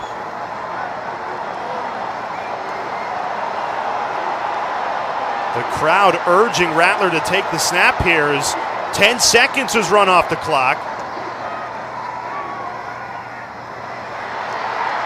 And Rattler takes the sack. Amir Sadiq stormed in, a loss of 8. South Carolina takes its first too much time taken off the clock by not using one of those 3 timeouts. You've got timeouts, you've got to use them. You can't take them to the second half. You saw them kind of in a panic mode. They're trying to figure out how to get set up, pre-snap, take the timeout. Now you've not only lost time, but you've given up a sack and lost yards. And all of this was done with the 4-man pass rush, with 7 dropping back into coverage. You've got 5 to block 4. There are no excuses. I understand that you've got some backup offensive linemen, 2 backup tackles, but you've got 5 to block 4. There's no excuse for them to get pressure on Rattler and get him down for the sack.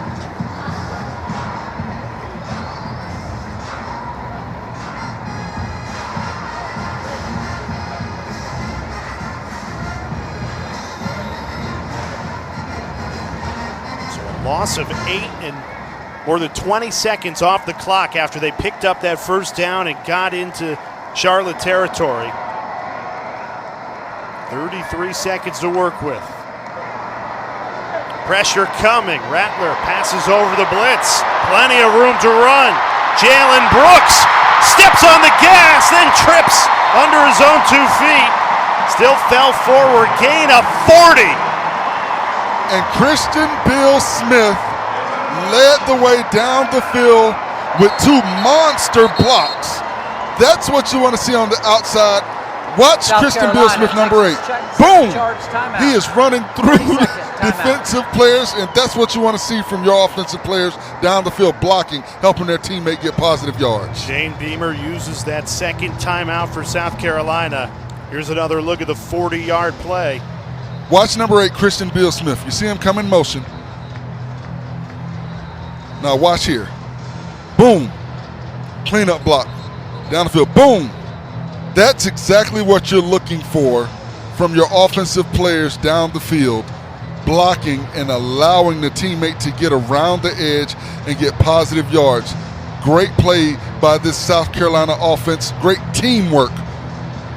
Getting down the field and getting those blocks and giving the receiver, Jalen Brooks, what he needed as far as space to get down the field. Inside the red zone, can South Carolina cash in right before halftime?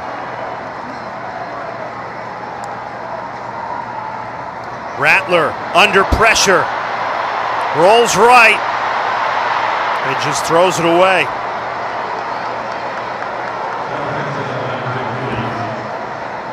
Good pressure from Charlotte to force Rattler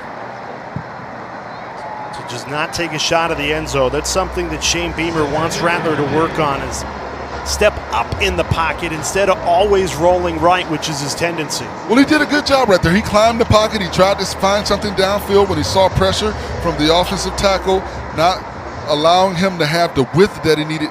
Then he sprinted to the outside. 12 seconds left to this first half. Charlotte's defense trying to stand tall. Rattler fires. It's caught, but inbounds. Shane Beamer has to use his final timeout, and he does. Beal Smith on the grab. Final charge timeout, South Carolina.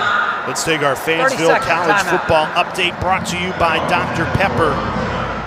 The South Carolina's field goal unit will run onto the field here to try and add 3 before the end of the first half.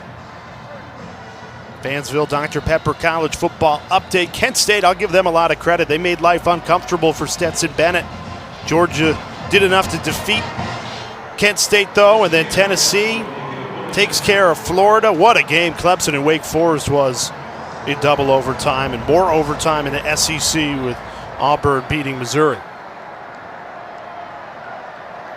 Mitch Jeter on for the 27-yard attempt. Trying to make this a 6-point game headed into halftime. Charlotte takes its final timeout taken by Charlotte. Use it or lose it for Will Healy.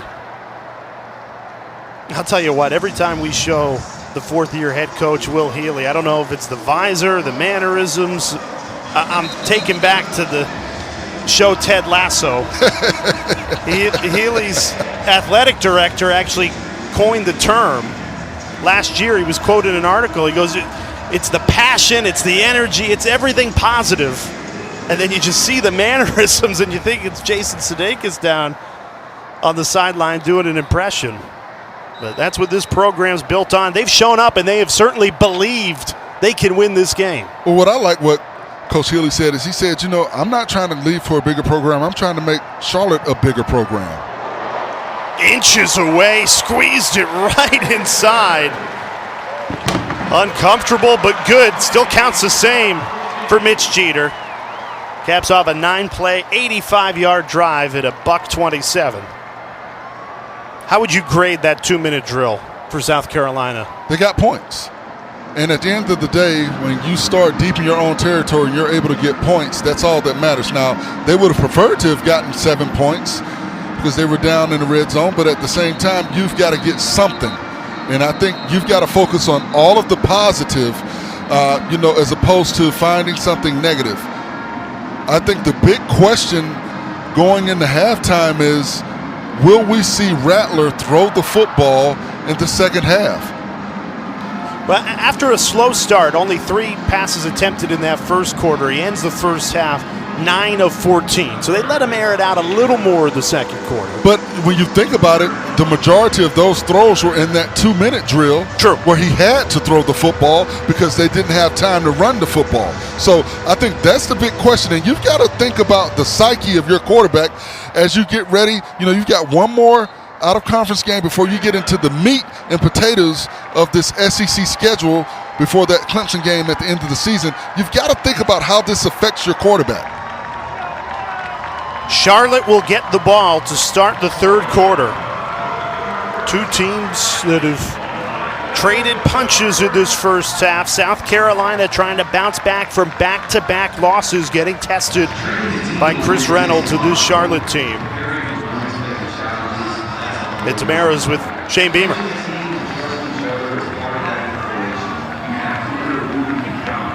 Coach, it'd be helpful if I turned my mic on. It's been a dogfight this first half. What did you see so far from your team? Love the way we're running the football right now. We got to get more stops defensively.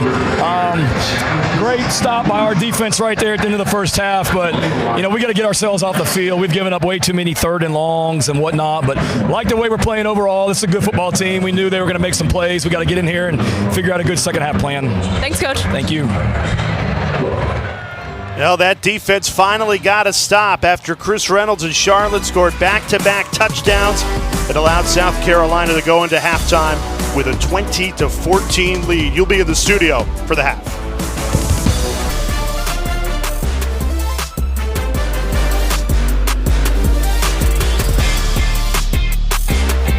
We welcome you back to ESPN College Football Primetime, presented by Dr. Pepper. Forrest Connolly, Jay Alter with you, Tamara Brown down on the sideline. For anybody that thought that Charlotte would come in and lay over, they are sadly mistaken. South Carolina getting a big test here at home, trying to break a 2-game losing streak. It'll be Charlotte that starts with the ball, trailing by 6. Forrest, what stood out to you most about that first half? Well, what stood out to me most is the running back. Marshawn Lloyd, he ran over, he ran away, he ran around. He did everything that you could ask for a running back to do for this South Carolina ball club. But one thing that I was interested in is the lack of passing by Rattler. But you see right here, over, around, And now away, he's done it all. But then Reynolds, he's been as advertised. He stays tall in the pocket. He delivers the ball where only his receiver can make a play on it. And he's very calm with his demeanor. You see him going through his reads. He breaks contain, gets to the outside, allows his receiver to break open and be a target for him. But then, you've got South Carolina coming back. They finally got their running attack going and was able to get over and get the touchdown in the red zone and going with the lead. Reynolds plays like a sixth-year senior, a three-time captain. He has not been afraid from this raucous, sold-out crowd at Williams-Brice Stadium. It's Saturday night in the SEC, and we've got a ball game on our hands in this second half. And Jay, something that was interesting and stood out to me, during the latter part of the second quarter, right before the half, the South Carolina defense found a way to get to Reynolds. They got some hits on him, and they got some hits on him where he was exposed after he threw the football, and we know he's had some upper body issues that made him miss a couple of ball games this season. So I want to watch for that, because they found something defensively to get some contact on him. They haven't had a sack, but they've got 7 QB hurries, and those 2 hits to him being exposed when he threw the football, I think may come into play in the second half. For South Carolina, speaking with their coaching staff, especially head coach Shane Beamer, he said the sky isn't falling. We've lost to 2 top 10 teams on the road to Arkansas and then at home last week to number 1 Georgia. This was a get back on track game, and it is going to come down to this second half, because the way Charlotte's playing with their quarterback Chris Reynolds, they're going to give them everything they can handle in this second half. Let's take a look at this week's college football rankings, brought to you by Verbo. We're just talking about the number 1 Georgia Bulldogs. Took care of business against Kent State, 39-22. Alabama taking care of business, 31-3 over Vanderbilt. Clemson was really tested on the road at Wake Forest, won in double overtime, 51-45. At Arkansas, trailing right now on the road in Texas A&M, 20-14.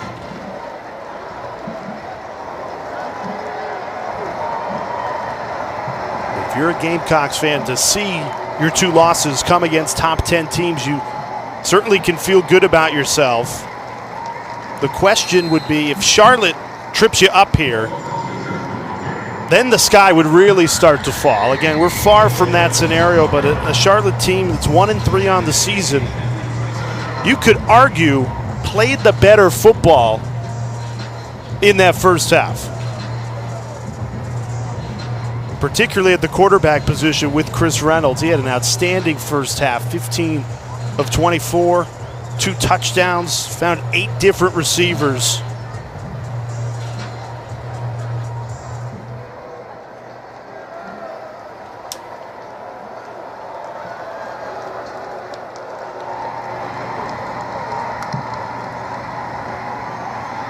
Reynolds tried to pump and go, down he goes! Gilbert Edmond, the first sack of the night.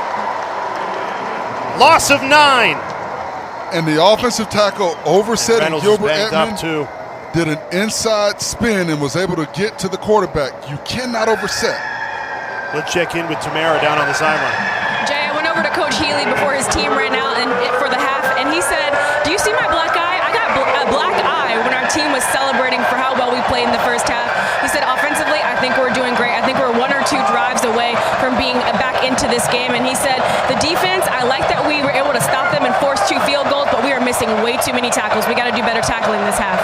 The key for the offensive success was 3rd down conversions. They were 7 of 8 in the first half. They fail on this one, needed 16, didn't get nearly enough, only got 6. So a 3 and out for Will Healy's offense. It was very strong in that first half. And I'm watching the body language right now of Chris Reynolds, and it's not very good. He's taken a couple of big hits tonight. He missed the first 3 games of this season with an injury. And if they don't have him out there, they won't stand a chance against the South Carolina defense. It's feeling a lot more confident and comfortable than they looked in the first half. Bailey Rice, the 25-year-old punter out of Melbourne, Australia, Runs into that one. Fair catch called for by Josh Van at the 30-yard line, and that's where Spencer Rattler at South Carolina will take over when we come back.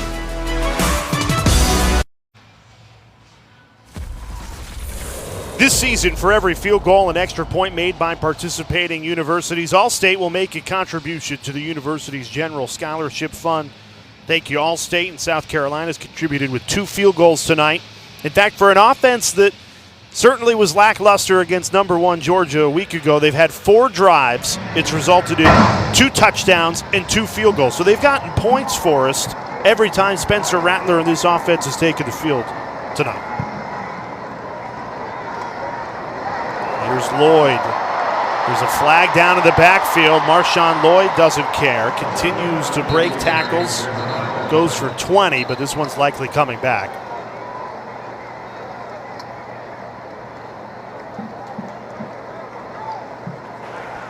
Personal foul. Hands to the face. Number 90 No, it's on the going to stand. defense. Penalty goes against Charlotte, so add another 20 yards to Marshawn Lloyd's career night. He entered the game. 55 yards was his career high. He now has 148. Well, he's the type of back I call a TWT. You've got to thump him, you've got to wrap, you've got to tackle, you got to thump to let him know you're there. You've got to wrap him up, then you've got to bring him down. You cannot stick your arm out there. He's too powerful of a runner. Here's Bell on the end around. Jaheim Bell, another flag down. Bell takes it for 8. Shane Bieber told us we need to find a way to get Jaheim Bell the ball more. Only 5 catches, 3 games this season coming into the night. There's a Charlotte player down over on that far sideline.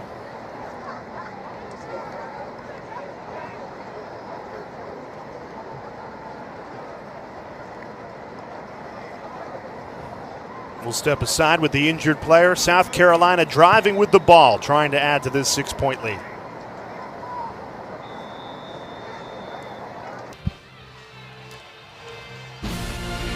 Tomorrow night, Aaron Judge continues his chase for the American League home run record. Coverage starts with Sunday Night Baseball, 6 Eastern. Baseball Tonight gets you started. Michael K. A-Rod have their K-Rod cast over on ESPN2, just like the Manning cast on Monday Night Football. Aaron Judge, I looked it up before the game, 6'7", 280 pounds. He would have made for an elite tight end for us. He is an exceptional athlete, and I mean, just everything about him. My question to the Yankees is, what are you going to do now? Pay the man. Yeah, I mean, pay the man. You got to pay him anything he wants at this point. Just hand him a blank check. Yes, just say, Aaron, tell us what you want. Spencer Rattler backed up to a 1st and 20 after the holding penalty negated the Jaheim Bell carry. Rattler on the run, slings it outside. Jalen Brooks up the sideline, takes it for 15. So get the penalty yardage and then some back. And you saw what Rattler did. He ran towards the line of scrimmage to influence the safety, Wayne Jones, to take that step up. And once Wayne Jones took that step up, he delivered the ball to his receiver to get down the field.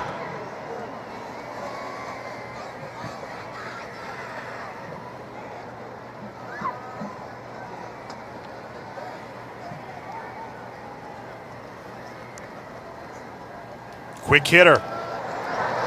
1st down and into the red zone. Amarian Brown takes it for 12. South Carolina continues to capitalize on very safe, easy to make throws. Well, that's what you want to do when your quarterback's struggling and he's not getting the production that you expect from him. You want to give him safe throws, get the ball to your athletes in space, and allow them to be playmakers. It's all about confidence building right now for Spencer Rattler. South Carolina scored points on every drive of the game. This is their 5th drive, 4th trip to the red zone. The only drive that didn't was because Marshawn Lloyd took it from the 25-yard line, hurdled over Charlotte into the end zone. I'm telling you, you're going to see that play on SportsCenter Top 10 later tonight. I'd go back to Lloyd. The guy's averaging 11.5 yards per carry. 11.5. If it's not broke, don't try and fix it. Just keep giving him the football. He's in the backfield with Rattler on a 2nd and 6. Lloyd gets the carry. Bulldozes! It scores! Marshawn Lloyd, a human wrecking ball, takes it for a South Carolina touchdown.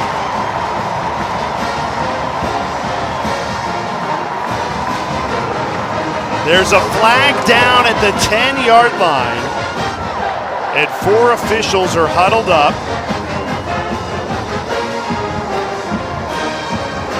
I don't know how many times I have to say it. Marshawn Lloyd is a thump, wrap, tackle back. You've got to hit him. You've got to wrap him up, and you've got to bring him down. You can't just hit and think that he's going to fall down. He is a powerful back that runs behind his pads, and he keeps his feet moving. After the play was over, there was unsportsmanlike conduct penalties against both teams. That penalty, correction, personal foul, UNR against both teams. Those penalties will cancel. The touchdown is good. Touchdown's good. That's all that matters for Shane Beamer. Marshawn Lloyd, this night belongs to him. And once again, you see him run through arm tackles and run away from defenders. Wayne Jones, number 5, had an opportunity, but you've got a thump, wrap and tackle, boom, right off of him, run over him. And then you see the power and the balance. Going for it and scoring the 2-point conversion.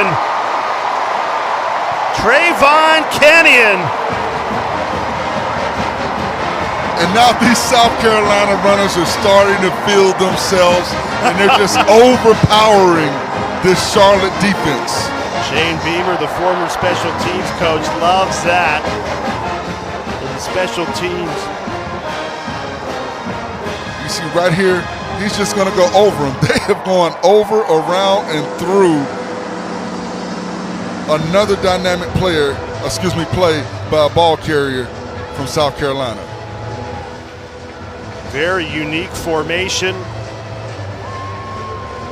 A lot of times you'll see teams line up like that and then, okay, now we're going to come do a regular extra point. Instead, the hike of football scored. And what they're looking for, the defense. They want to see if the defense reacts, and if the defense is not set up to defend a certain play, they run the play. And they saw the defense was not set up to defend that play, and he was not going to be denied. And I think that's what Coach Beamer and his staff want to see from their offensive players. 5 South Carolina drives have all resulted in points, 3 touchdowns, 2 field goals.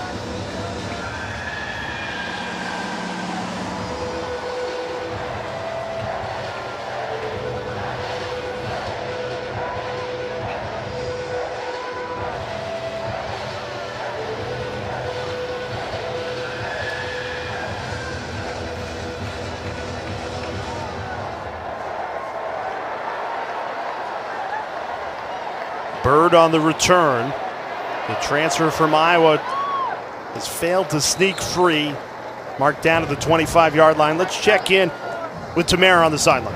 With decades of coaching experience, half as a head coach and half as an assistant, you've probably tried numerous ways of teaching your position group. But Pete Lembo, he's known as the history buff. He uses pop culture and history to teach his special teams. Anything is fair game from World War II to Snoop Dogg. I don't know about you, Jay and Forrest, but I'm not good with movies and histories. It's not my strong suit. So I might need a tutor for special teams, and I wonder for that trick play that we just saw, what he used to relate to his guys. It's a great question, Tamara. Whatever it was successful. Cashed in the 2-point conversion. South Carolina now doubling up Charlotte. Get the feeling that all the positivity, all the momentum that Charlotte created in that first half just sailed right out the window after a 3-and-out, and then South Carolina turns around and scores a touchdown. Well, what I see right now is there's no movement by the offensive line in the run game, and they're trying to establish that run because South Carolina has been able to fire off and get some hits on Reynolds starting the second half and at the end of the first half, and they want to protect their quarterback. But you've got to get movement at the point of attack by the offensive line to get this running game going.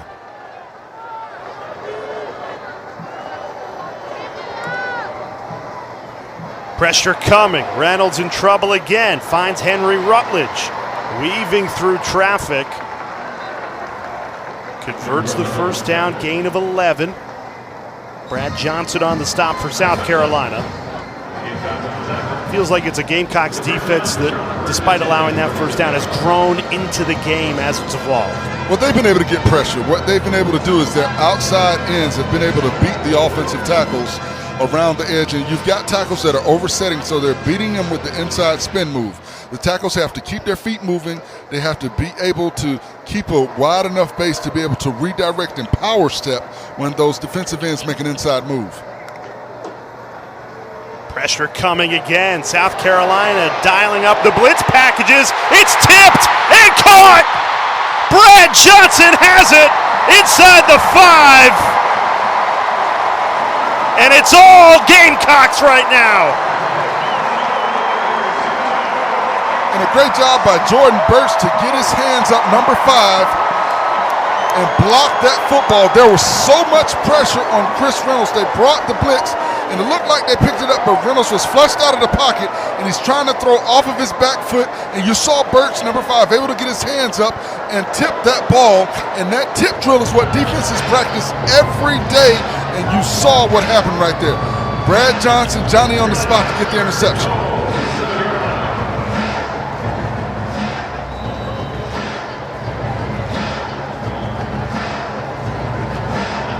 They want more Sandstorm. Could Spencer Rattler and the offense cash in after the Brad Johnson interception? It'll be first and goal from the Charlotte 7-yard line. And Jay, I handed to Marshawn Lynch. Excuse me, Marshawn. I can see the confusion the way Lloyd's been playing today. You want to call him Lynch because the way he's beast mode this evening. Rattler kept it, throws incomplete. I'd give it to number 1. Marshawn Lloyd, 162 yards. He has now tripled his career high tonight. 2 touchdowns to go along with it. The man is averaging 11.6 yards per carry. If he scored a touchdown from 7 yards, it would lower his yards per carry. And I handed to him 3 plays.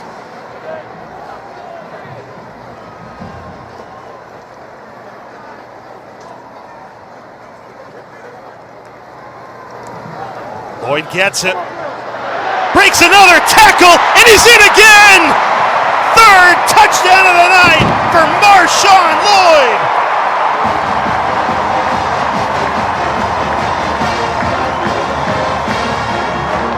And as an offensive lineman, you appreciate a running back like Marshawn Lloyd, a guy that refuses to go down. You saw the ability to stop and cut. Watch the offensive line on this play. You see movement. You got guys getting to the second-level defenders, and you see them all running to congratulate him. But you see these interior linemen getting up to those linebackers, covering them up, and Marshawn Lloyd does the rest, overpowering the defender at the goal line to get the touchdown.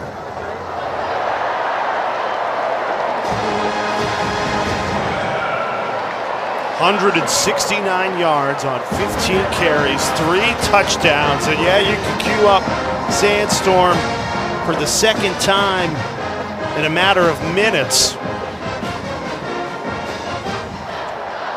Punishing runner.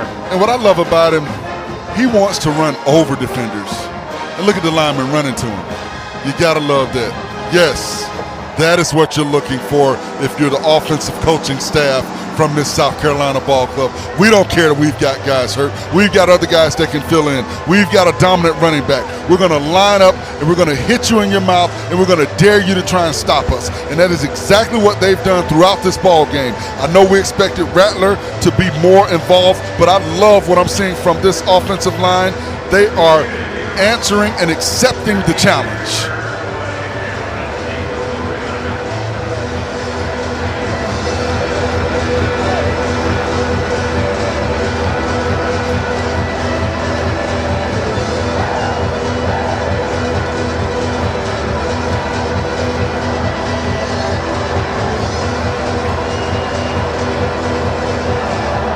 Touchdowns in 1 minute and 49 seconds to break this game wide open for South Carolina. Let's check in with Tamara. Defensive coordinator Clayton White went up to Brad Johnson after that interception. He said, that was a really nice play. That's what I like to see. But you should have scored there. I thought you told me you played running back. What happened? Come on.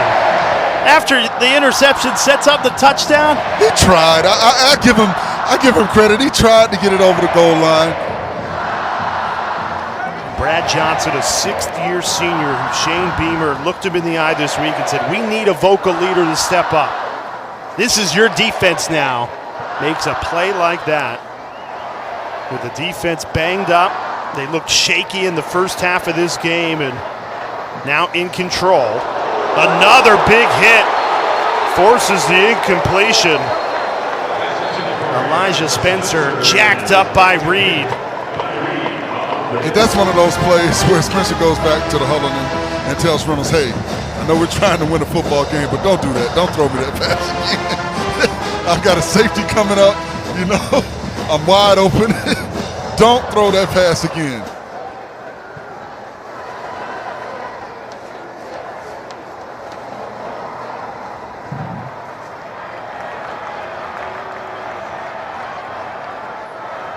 After Reynolds started this game 12 of 16, he's completed just 4 of his last 11 passes.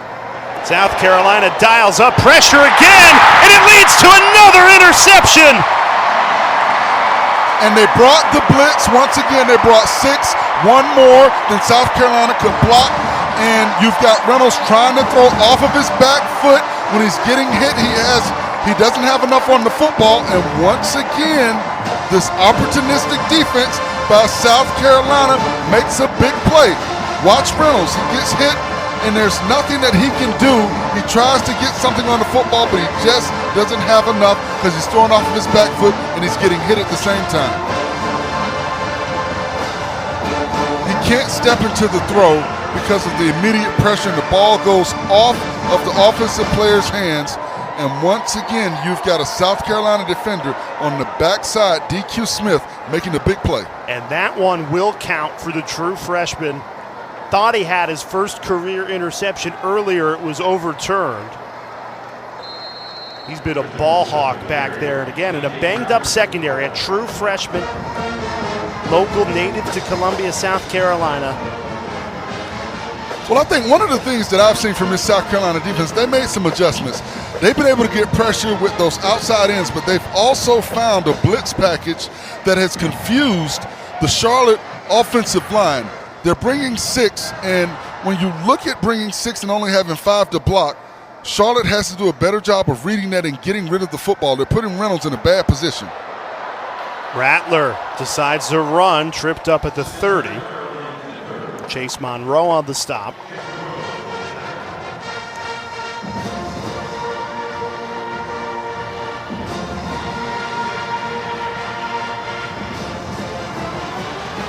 What's so interesting about South Carolina is they've turned Spencer Rattler into a game manager, which has a negative connotation to it, but in this, I'm using it as a positive.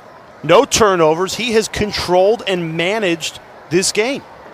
Well, you're here to play winning football, and whatever it takes to win the football game, that's what your game plan should be. Running free again. Inside the 5, Christian Beal-Smith takes it for 27, and South Carolina knocking on the doorstep again. And I think what this does for Rattler, it helps him in the long run because they're developing a running game, a rushing attack that teams that game plan them will have to prepare for. Right back to Beal-Smith. Diving, did not break the plane. Down to the 1. Amir Sadiq kept him out of the end zone.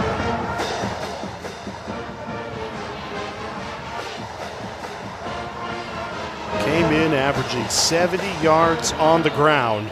234 tonight. And they stick with it. Why not? Barreling forward into the end zone. Touchdown, South Carolina.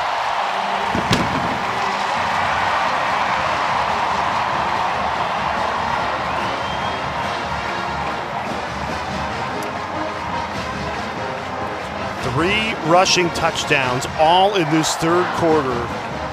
It's broken the game wide open. Gamecocks on a 21-0 run in the last 4 minutes and 20 seconds alone. Well, you've got movement at the point of attack by the offensive line. And all the running back has to do is follow his guys into the end zone.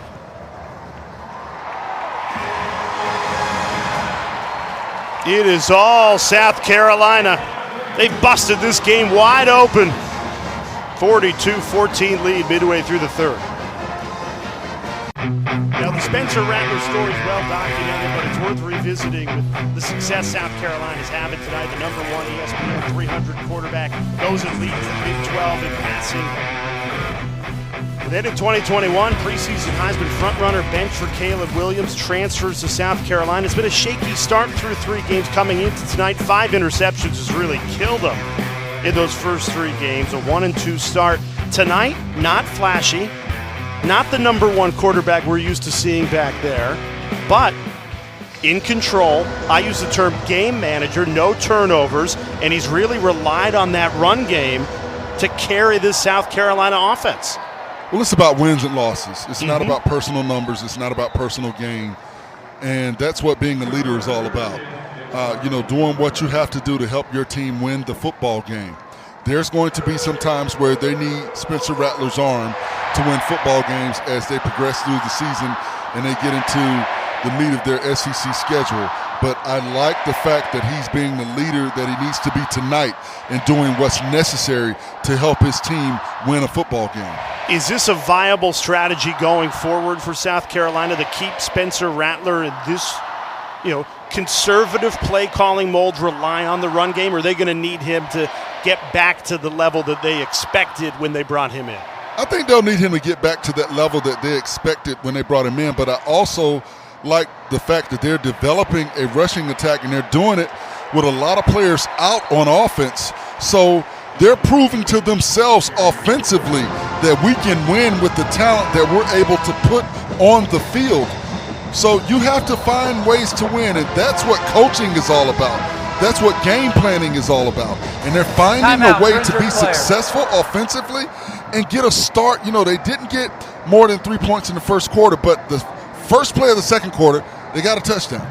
And they're getting closer and closer to putting more scores on early in the ball game, but you have to do what's necessary to win. Shavon McEacher down on the Charlotte sideline talking Spencer Rattler with Forrest Connolly right now. How different was the Oklahoma playbook to now what he's running with South Carolina? Well, you got to look at the talent that he was surrounded with at Oklahoma. And, he was coming – think about who he played behind. He played behind Jalen Hurts.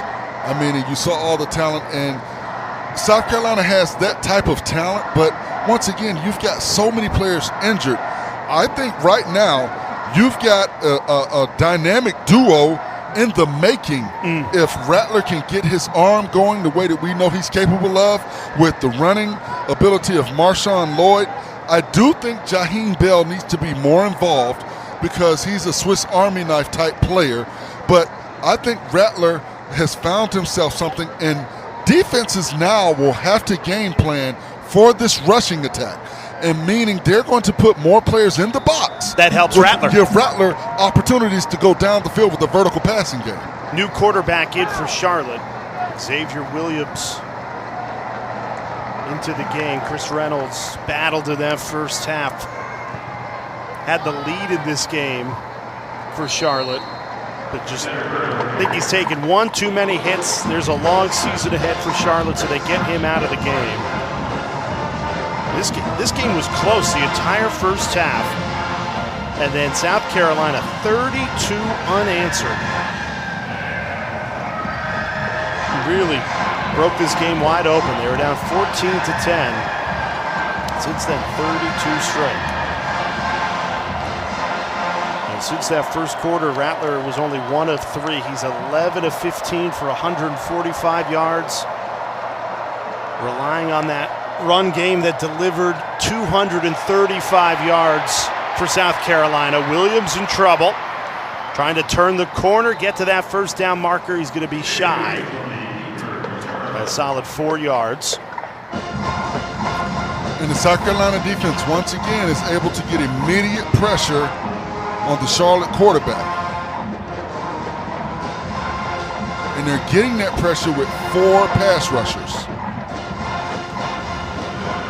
Charlotte started this game keeping drives alive, too. They were 7 of 7 on third down since 0 of 3, and Will Healy's team the wheels have come off the bus in this third quarter.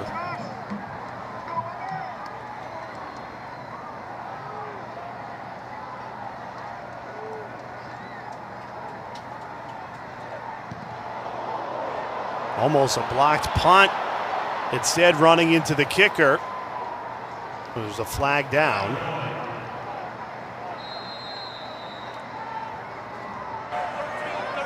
Running into the kicker on the receiving team, number 13. That 5 yards results in a first down. So that's a first down for Charlotte. And those are mental mistakes that you cannot make. If you know you're not going to be able to block the kick, avoid the punter.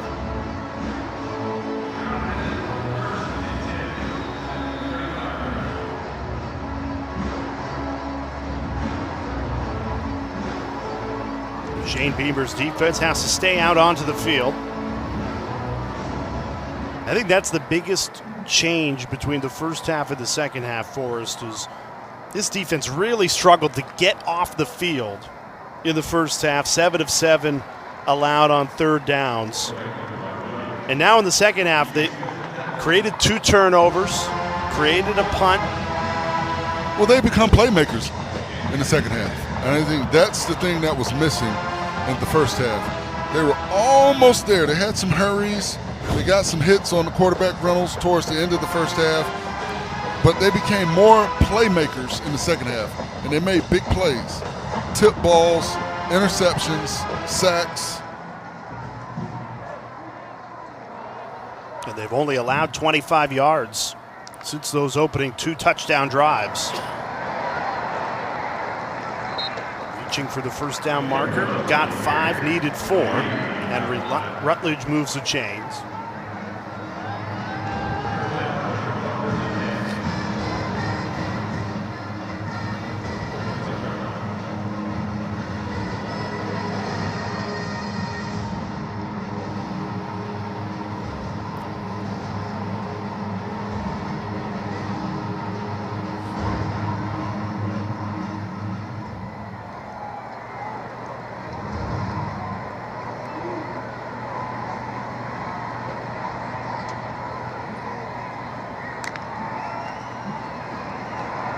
Right back to Rutledge, trying to spin his way for a couple of extra yards. Reed finally took him down to the secondary.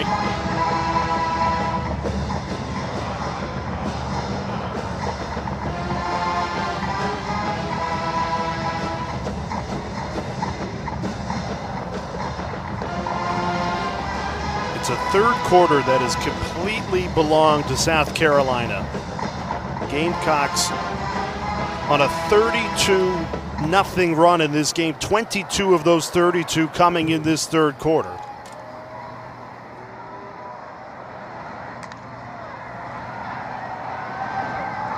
Williams, and it's intercepted!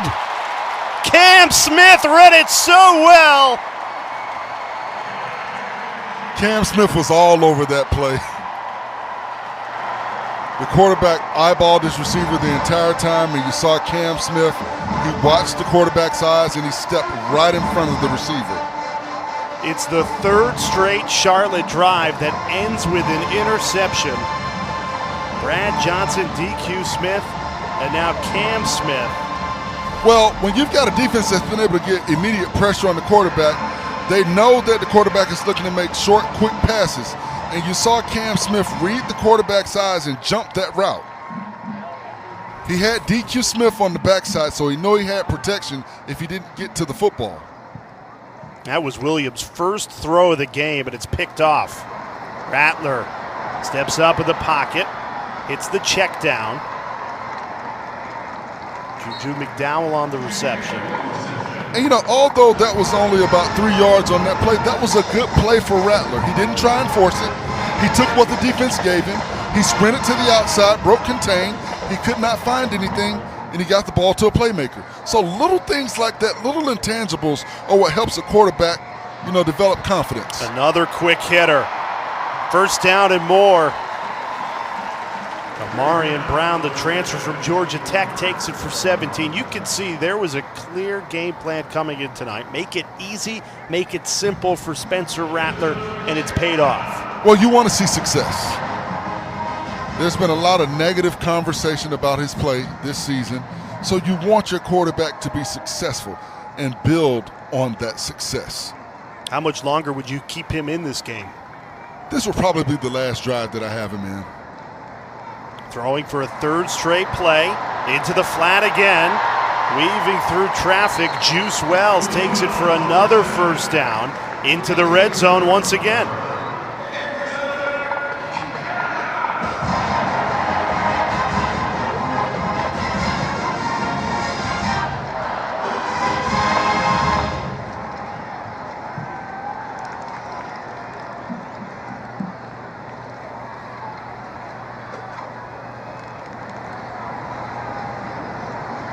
McDowell out of the backfield, pushing that pile all the way to the 11-yard line, gain of 7.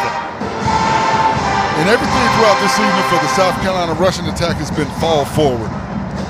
I haven't seen a back or a ball carrier fall backwards. Everything has been fall forward. Spencer Rattler at South Carolina will head to the fourth quarter feeling a lot more comfortable than they did at halftime. They turned a 20-14 halftime lead into a 42-14 lead. We'll see you in the fourth. 32 unanswered for South Carolina to break this game wide open as we head to the fourth quarter. 42-14, Gamecocks in front. And for a team that didn't feel too great about their offense after the loss to Georgia last week, how about this? Every single offensive drive has led to points one way or another, field goal or touchdown tonight for South Carolina. And what's more impressive than that is they've improved their average yards rushing per game by 43 yards. They now average 113 yards a game when they came into this game averaging only 70.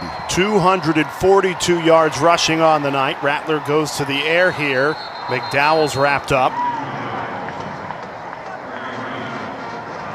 Now, I will say this, Jay, if they do decide to keep Rattler in after this drive, I'd like to see them focus on that vertical passing game. Let's get his confidence with getting the ball down the field. But you'd be leading the game by more than 30 points, and you want to see him air it out? Hey, at this point, you're trying to develop your quarterback. True. And, you know, you're trying to prepare him for what he's going to need to be able to do when you get in bigger ball games, when you get into SEC play. Trip rights for Rattler on a 3rd and 5. Looked right, then went left. McDowell's hit. Gio Howard, he's made a couple of great tackles tonight for Charlotte. Prevents South Carolina from converting that 3rd and 5.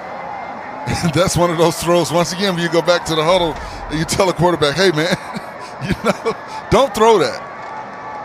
Rattler wants to stay on the field, and Shane Beamer is going to let him. And Jalen Nichols has to do a better job of blocking Gio Howard on the outside. 4th and 4.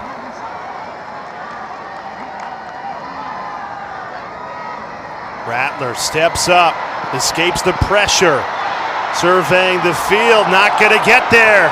Flag comes out though. Horse collar will keep the South Carolina drive alive. Amir Sadiq took Rattler down, but this is a horse collar. And there was no reason to do that. He was going to be running out of bounds. Personal foul, horse collar tackle, number 11 on the defense. Half the distance, first down. So what could have been a turnover on downs, instead, drive stays alive, clear as day. Yep, that's an easy call for the officials to make. Well, there was only one of two things that could have happened. Rattler was going to run out of bounds, or he was going to try and throw the ball back across his body, which would have been a dangerous throw because you've got defenders running the same way.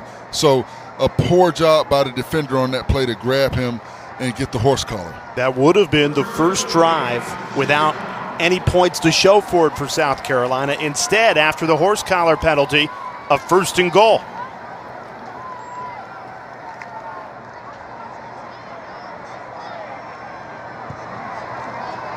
It's McDowell in the backfield.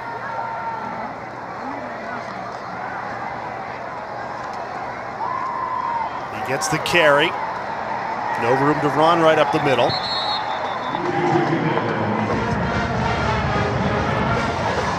And no movement at the point of attack by the offensive line on that play.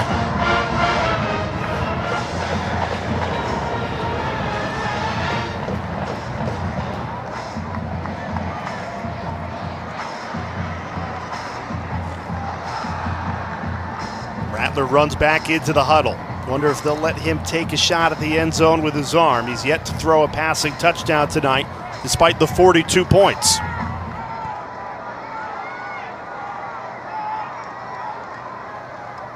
Right back to McDowell. Bouncing outside, and he scoots in. Make it 38 unanswered for South Carolina.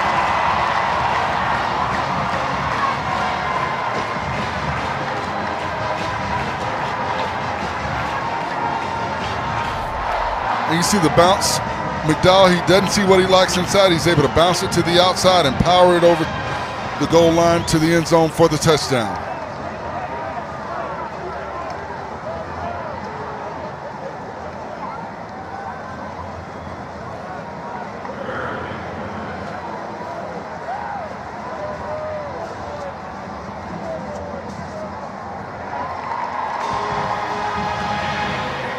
Eight-play, 54-yard drive for South Carolina. 29-0 run in this second half.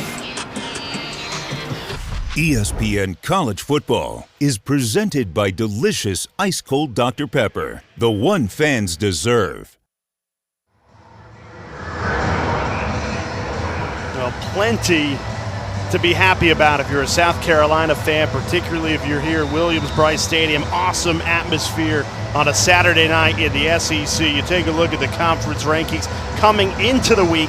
8 ranked teams in the top 25, most of any conference. There's going to be some shuffling, though. Just went final over on ESPN. Texas A&M beat Arkansas, so the Hogs will probably drop down. And Tennessee, they beat Florida, so the Vols will move into the top 10. SEC on SEC crime. You're only going to see more of it as this season continues. We step aside.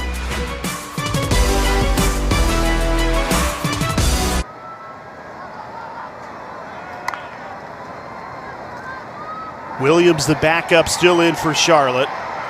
He's a little more mobile than Reynolds is. Redshirt freshman out of McDonough, Georgia. He's limping too. They might have to go to the third stringer, James Foster, the transfer from Texas A&M in this fourth quarter. This just seemed like a classic case of Charlotte shot out of a cannon, grabbed that 14-10 lead, they're feeling good, and then just got worn down. Well, I look at the defensive staff for South Carolina. They made some adjustments defensively, and those adjustments have paid off big time. They found a way to get pressure with 4, and then they found a way for their blitz package to get to the quarterback, and they've been very opportunistic with all of the turnovers that they've created.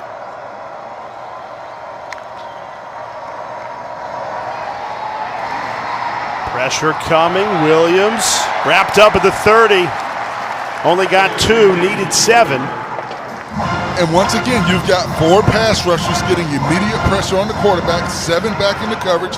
There's nowhere for him to go at the football. If he tries to force it, he puts his team in jeopardy of turning the ball over again. So he's doing the only thing that he can do as a quarterback when he doesn't have an open receiver, tuck it and try and get as many yards as possible.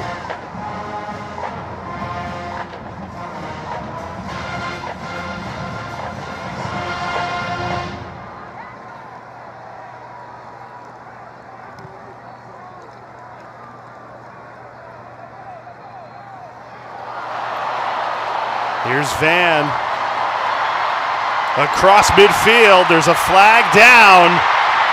Van still on his feet, cuts into the end zone. There's a flag down at the 27-yard line, but Josh Van thinks he just scored a 75-yard punt return. Who's going to break it to him? And Jay, I want to see the replay because it looked questionable to me. Yeah, it looked clean. It looked like a illegal clean block play. in the back. On the return team, number 13. Well, we will take another look. From the spot of the foul. First down, timeout. And the fans do not like that official.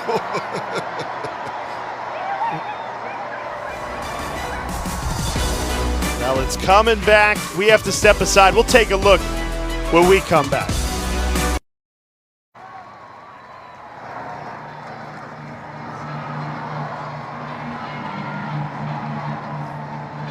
So before the break, it appeared Josh Vann took a 75-yard punt return for a touchdown. Forrest and I said it looked clean. We may have to walk this back, Forrest, because taking a look at the replay in the break, it looks like the officials got this right on the field. Yeah, we definitely have to walk this back. He got the left arm around him, and he didn't maintain, a common level with him. The defender actually got in front of him, and he had his hand on the back of his shoulder. So good call by the officials. So instead of the punt return touchdown, we get to see the backup quarterback, Spencer Rattler's out of the game for South Carolina. Luke Doty, the junior for Myrtle Beach High School. Saw some action last week against Georgia in a lopsided game that South Carolina was on the receiving end of. Actually came in and threw a touchdown in that game. I thought it might kick up some controversy. Rattler was shut out. Doty came in and scored, but the South Carolina coaches were adamant. They're not even thinking about that. They still 100% all in with Spencer Rattler. And even if they were thinking about it, I don't think they would let us know. Because you want to lie to us? No. The Doty gets some game action for back-to-back weeks in the fourth quarter. And it's McDowell in at running back. I believe Marshawn Lloyd's night is done. It's a career-high 169 yards, 3 touchdowns for the redshirt sophomore. What a performance. And I think just as impressive as the rushing attack has been, the blocking downfield by the receivers, by the running backs. I've seen offensive linemen get up to the second-level defenders. I've seen offensive linemen get down the field and cover third-level defenders. And I think that's been impressive as well. Lloyd, who got to campus and tore his ACL, missed his freshman season, has come back and really impressed in his redshirt sophomore year. Doty takes a shot downfield, and he's intercepted. It's really the first time that we've seen South Carolina throw it downfield. Wayne Jones, the transfer from Kansas State, picks it off. That's the defensive highlight of the night for Charlotte. First time South Carolina hasn't scored. Let's look ahead. Week 5 in the SEC. Starts noon time. Florida's going to try and bounce back after that loss to Tennessee today. They welcome in Eastern Washington.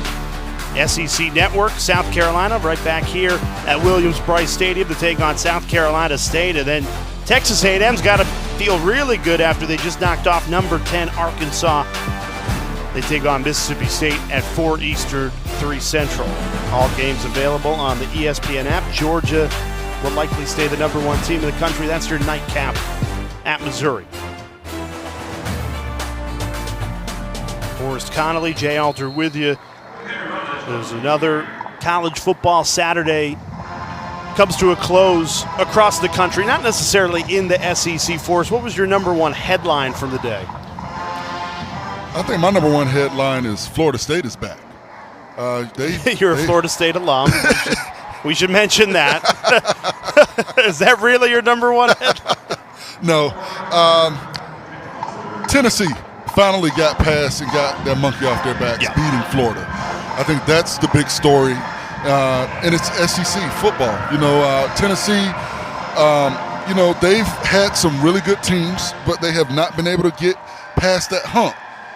It's been a roadblock for them. And now they have. So sky's the limit for that ball club. It's going to be interesting to see what they do the rest of the season.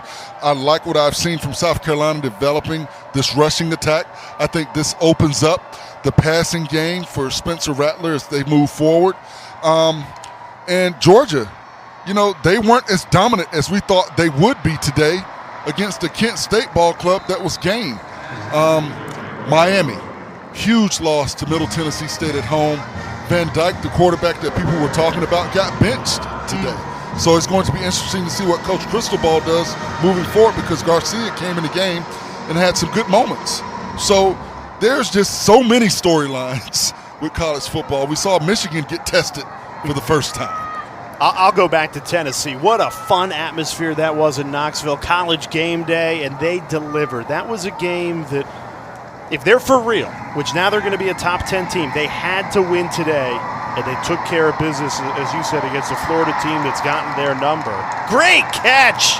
Elijah Spencer, the South Carolina native, went to high school 30 minutes away at Dutch Fork. Great acrobatic grab of the end zone. Charlotte's first touchdown of this second half. And if you're Coach Healy and his coaching staff, this is what you want to see. You want your team to continue to compete. You know you're not going to win this football game, but you have an opportunity to get better. And a good job tracking the football, hand catching it, and keeping control as he went down to the ground. Great ball, too, by James Foster. His first drive in at quarterback, the transfer from Texas A&M. He put that right on the money. And Will Healy leaves the offense on the field for a 2-point attempt.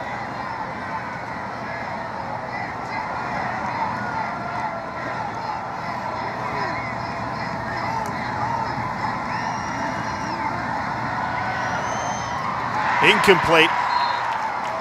There's a late flag that flew in. I think it's going to be a late hit on the quarterback.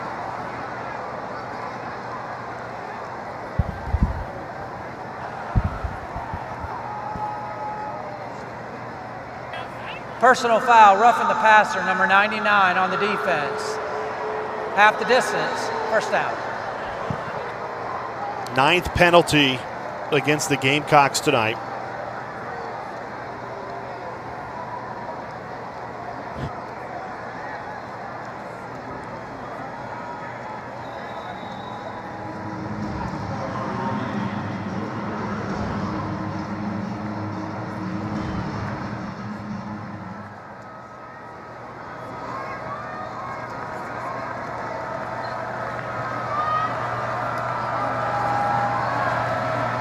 After the penalty, Foster stood up.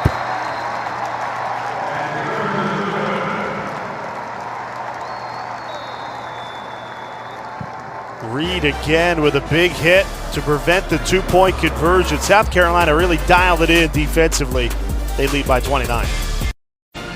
So tomorrow night you can watch history. Aaron Judge with an opportunity to tie the American League home run record. Sunday night baseball, Yankees taking on the Red Sox. Coverage begins 6 Eastern time with baseball tonight. Michael K. A-Rod have their K-Rod presentation over on ESPN2. I don't care what the sport is. Whenever somebody has a chance to make history, you want to watch it. Charlotte's lining up for an onside kick. Shane Beamer at South Carolina. They weren't ready for it. South Carolina. So Beamer has to take a timeout. Takes the timeout. It's going to frustrate Timeout of the half. the former special teams coach timeout. that his special teams were not ready for that onside kick.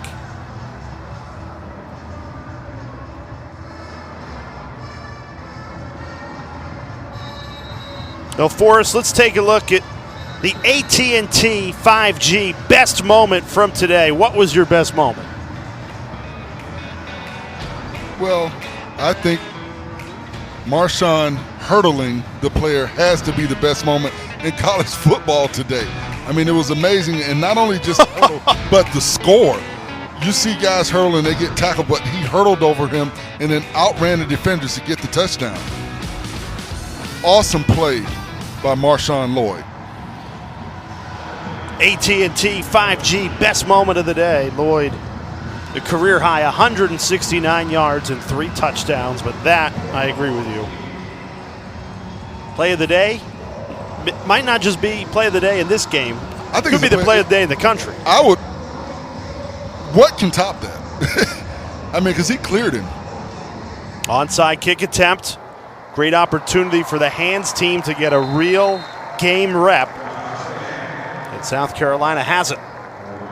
You know, usually when you see somebody hurdle a defender, they put their hand on them to lift themselves up, or, you know, they touch their body. There's a body part that touches, but he clearly hurdled the player, got all the way over him, and like I said, was able to outrun the defenders and get the touchdown. You can't beat that. South Carolina had scored on every single offensive possession when Spencer Rattler was in the game, their starting quarterback. Luke Doty, the backup, came in and ruined that streak with an interception. You have to be so hard. Well, now he's trying to shake it off. He's still in the game, using his legs. There's a positive play from Doty. But the ruin streak. It's true. It's what happened. I know. I think the positive is for an offense that really lacked confidence coming Yes. into the game. Absolutely. When the starters were in, you scored on every single drive. Well, they've also discovered the rushing attack. And I thought the offensive linemen came into the game probably as fork and spoon eaters, but they've shown they can be hand eaters the way that they handled the Charlotte defense. Okay, you're a former offensive line guy. Explain Yes. that to me. Well, Fork and spoon versus fork and spoon are a nice guy. Okay, You know, got it. They want to have the shirts tucked in. They want to look good like the specialty players. You know, hand eaters are guys with the big T-shirts, you know. I'm guessing you were a hand eater. Absolutely. Okay. I wanted to be the nastiest looking person on the field. Because you got to think, offensive lineman is the offensive line is the only position that every play is designed for you to hit somebody. You've got to go find work.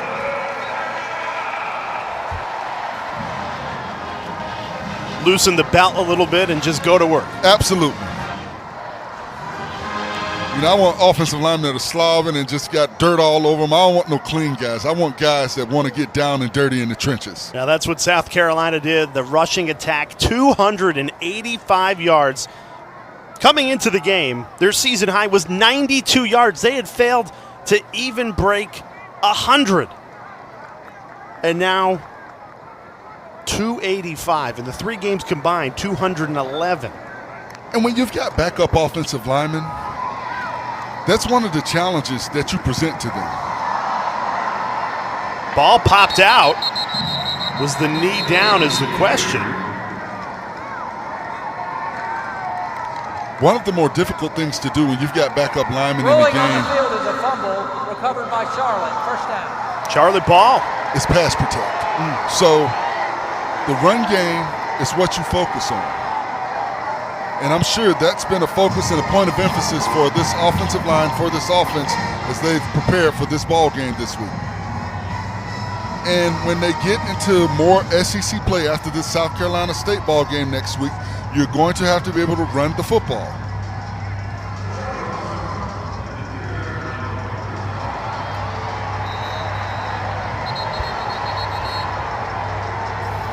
I'm kind of wondering why they blew the play dead. Right. If you blow the play dead, that means the knee was down. But they then went and ruled it a fumble. Take another look. Was the knee down?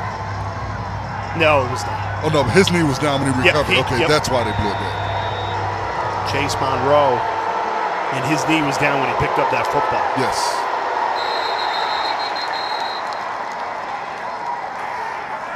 False start on the offense, number 76, half the distance, first down.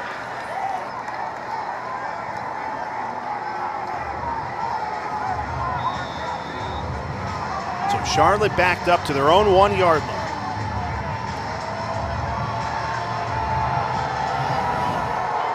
With a backup quarterback, third stringer James Foster in the game.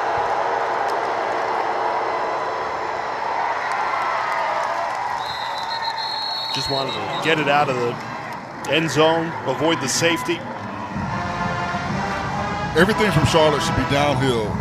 You don't want to try and stretch the play because you allow defenders in pursuit to get to the ball carrier.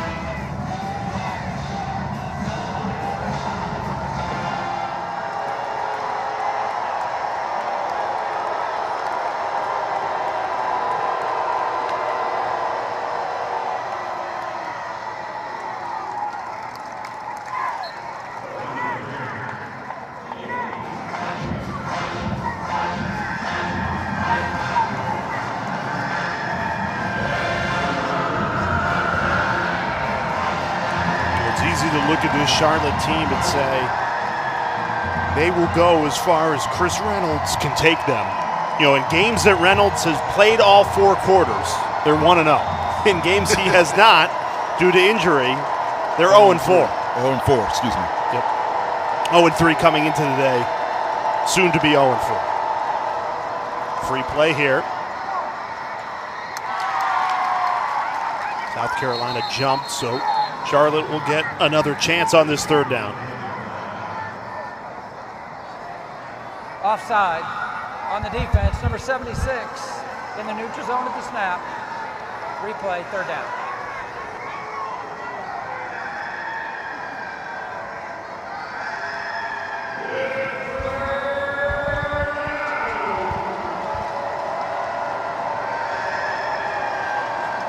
Now, if there's a coach in the country that can find positivity with your starting quarterback going down and falling to 1-4, it's Will Healy.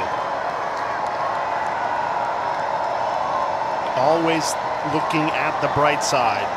And he knows it's a long season in front of this 49ers team. Played really well in the first half, actually had a 14-10 lead. And then South Carolina poured it on in the 3rd quarter, 22-0 run in that 3rd quarter in a 4-minute and 20-second span, and Gamecocks just did not look back from that point on. Well, it's been a tale of 2 halves. The first half, it was a clean pocket for Reynolds. He was able to pick the South Carolina defense apart. He had time to get down the field, go through his progressions, and he got what he wanted. The second half, it was a totally different story. He was under immediate pressure. He got hit. He got hurried. And they eventually got him out the ball game.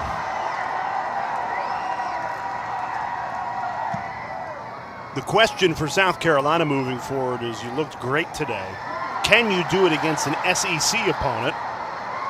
Next week you got South Carolina State. You hope you take care of business against them.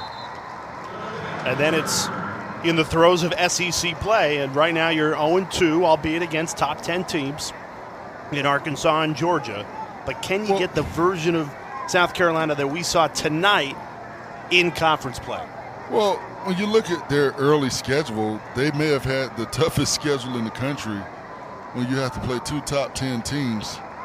One on the road, yeah, and then the reigning national champs at home. At home. I mean, and we know Georgia's stacked.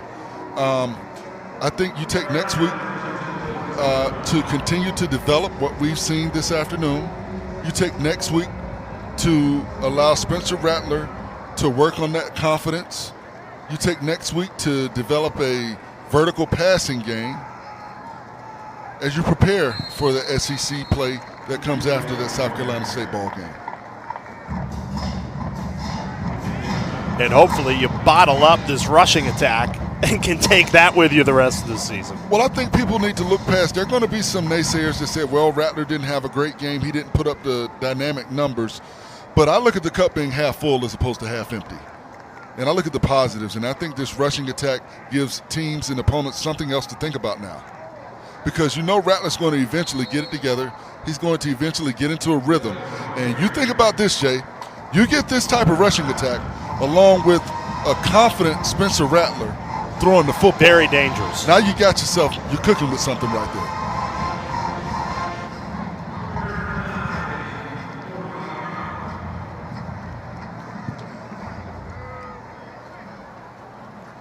South Carolina 3 rushing yards away from 300 on the night.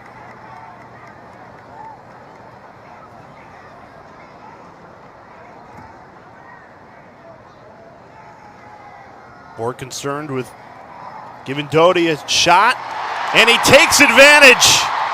Add another touchdown for South Carolina. Corey Rucker on a 52-yard bomb from the backup, Luke Doty.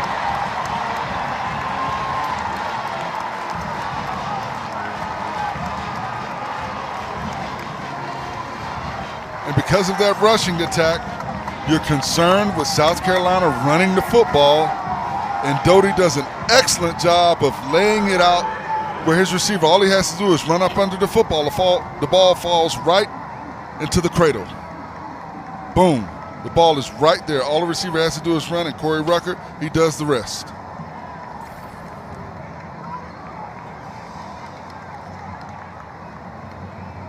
An offensive explosion to the tune of 55, could very well be 56 points for South Carolina tonight.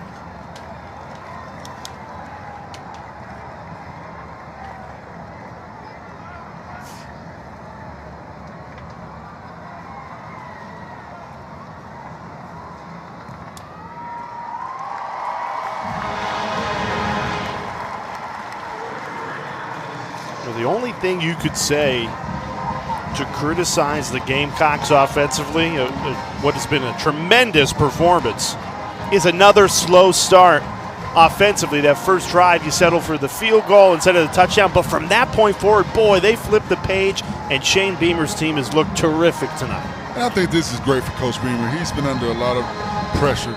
You know, he's got a team that's dealt with a lot of injuries to key players.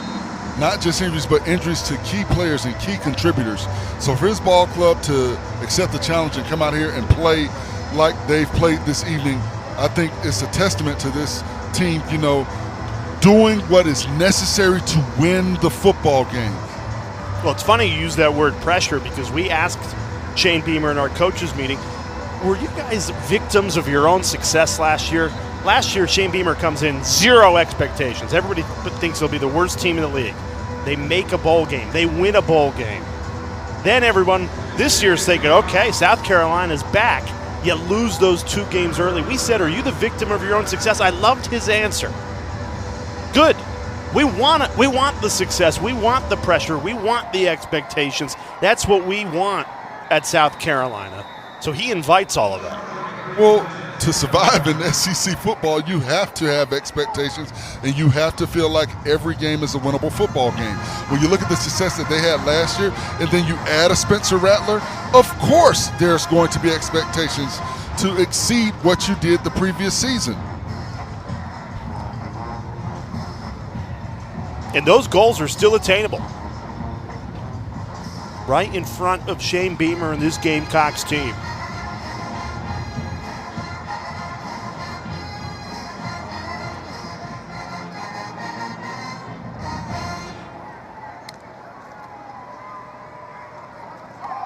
Fumble. Ball's out. Almost another turnover, but Charlotte gets it back. And you know, it's interesting, too. We need to talk about Coach Healy and this Charlotte ball club, because they've competed. And they competed early, and they made this a ball game early. I think attrition kind of set in.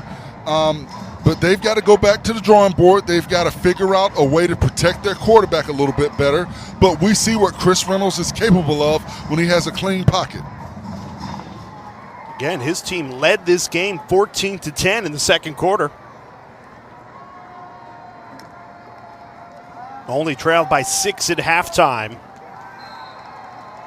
South Carolina outscored him by 30 in the second half.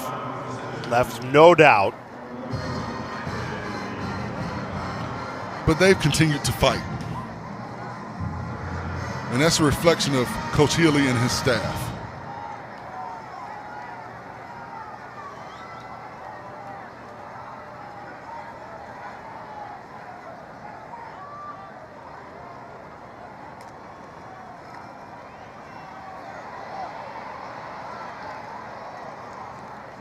South Carolina's defense will feel really good about their performance. Again, they allowed the first 2 drives for Charlotte to result in touchdowns. Since then, they've had the clamp on them.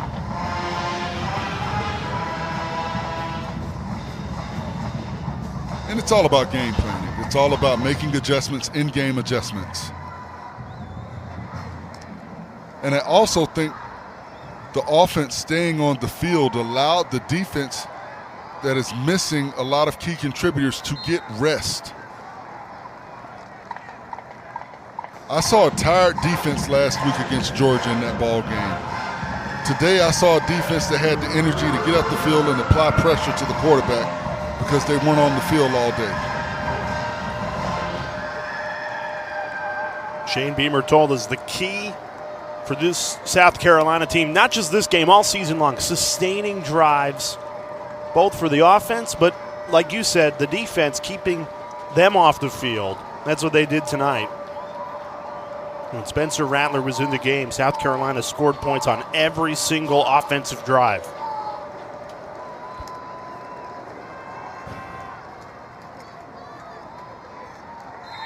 And there will be a game this season when the rushing attack is not as effective and Spencer Rattler will have to beat someone with his arm. That's why it's a team game. Absolutely. But tonight belonged to the rushing attack. 295 yards for Shane Beamer's running backs. Gamecocks improve to 2-2 on the season, bounce back after back-to-back top 10 defeats.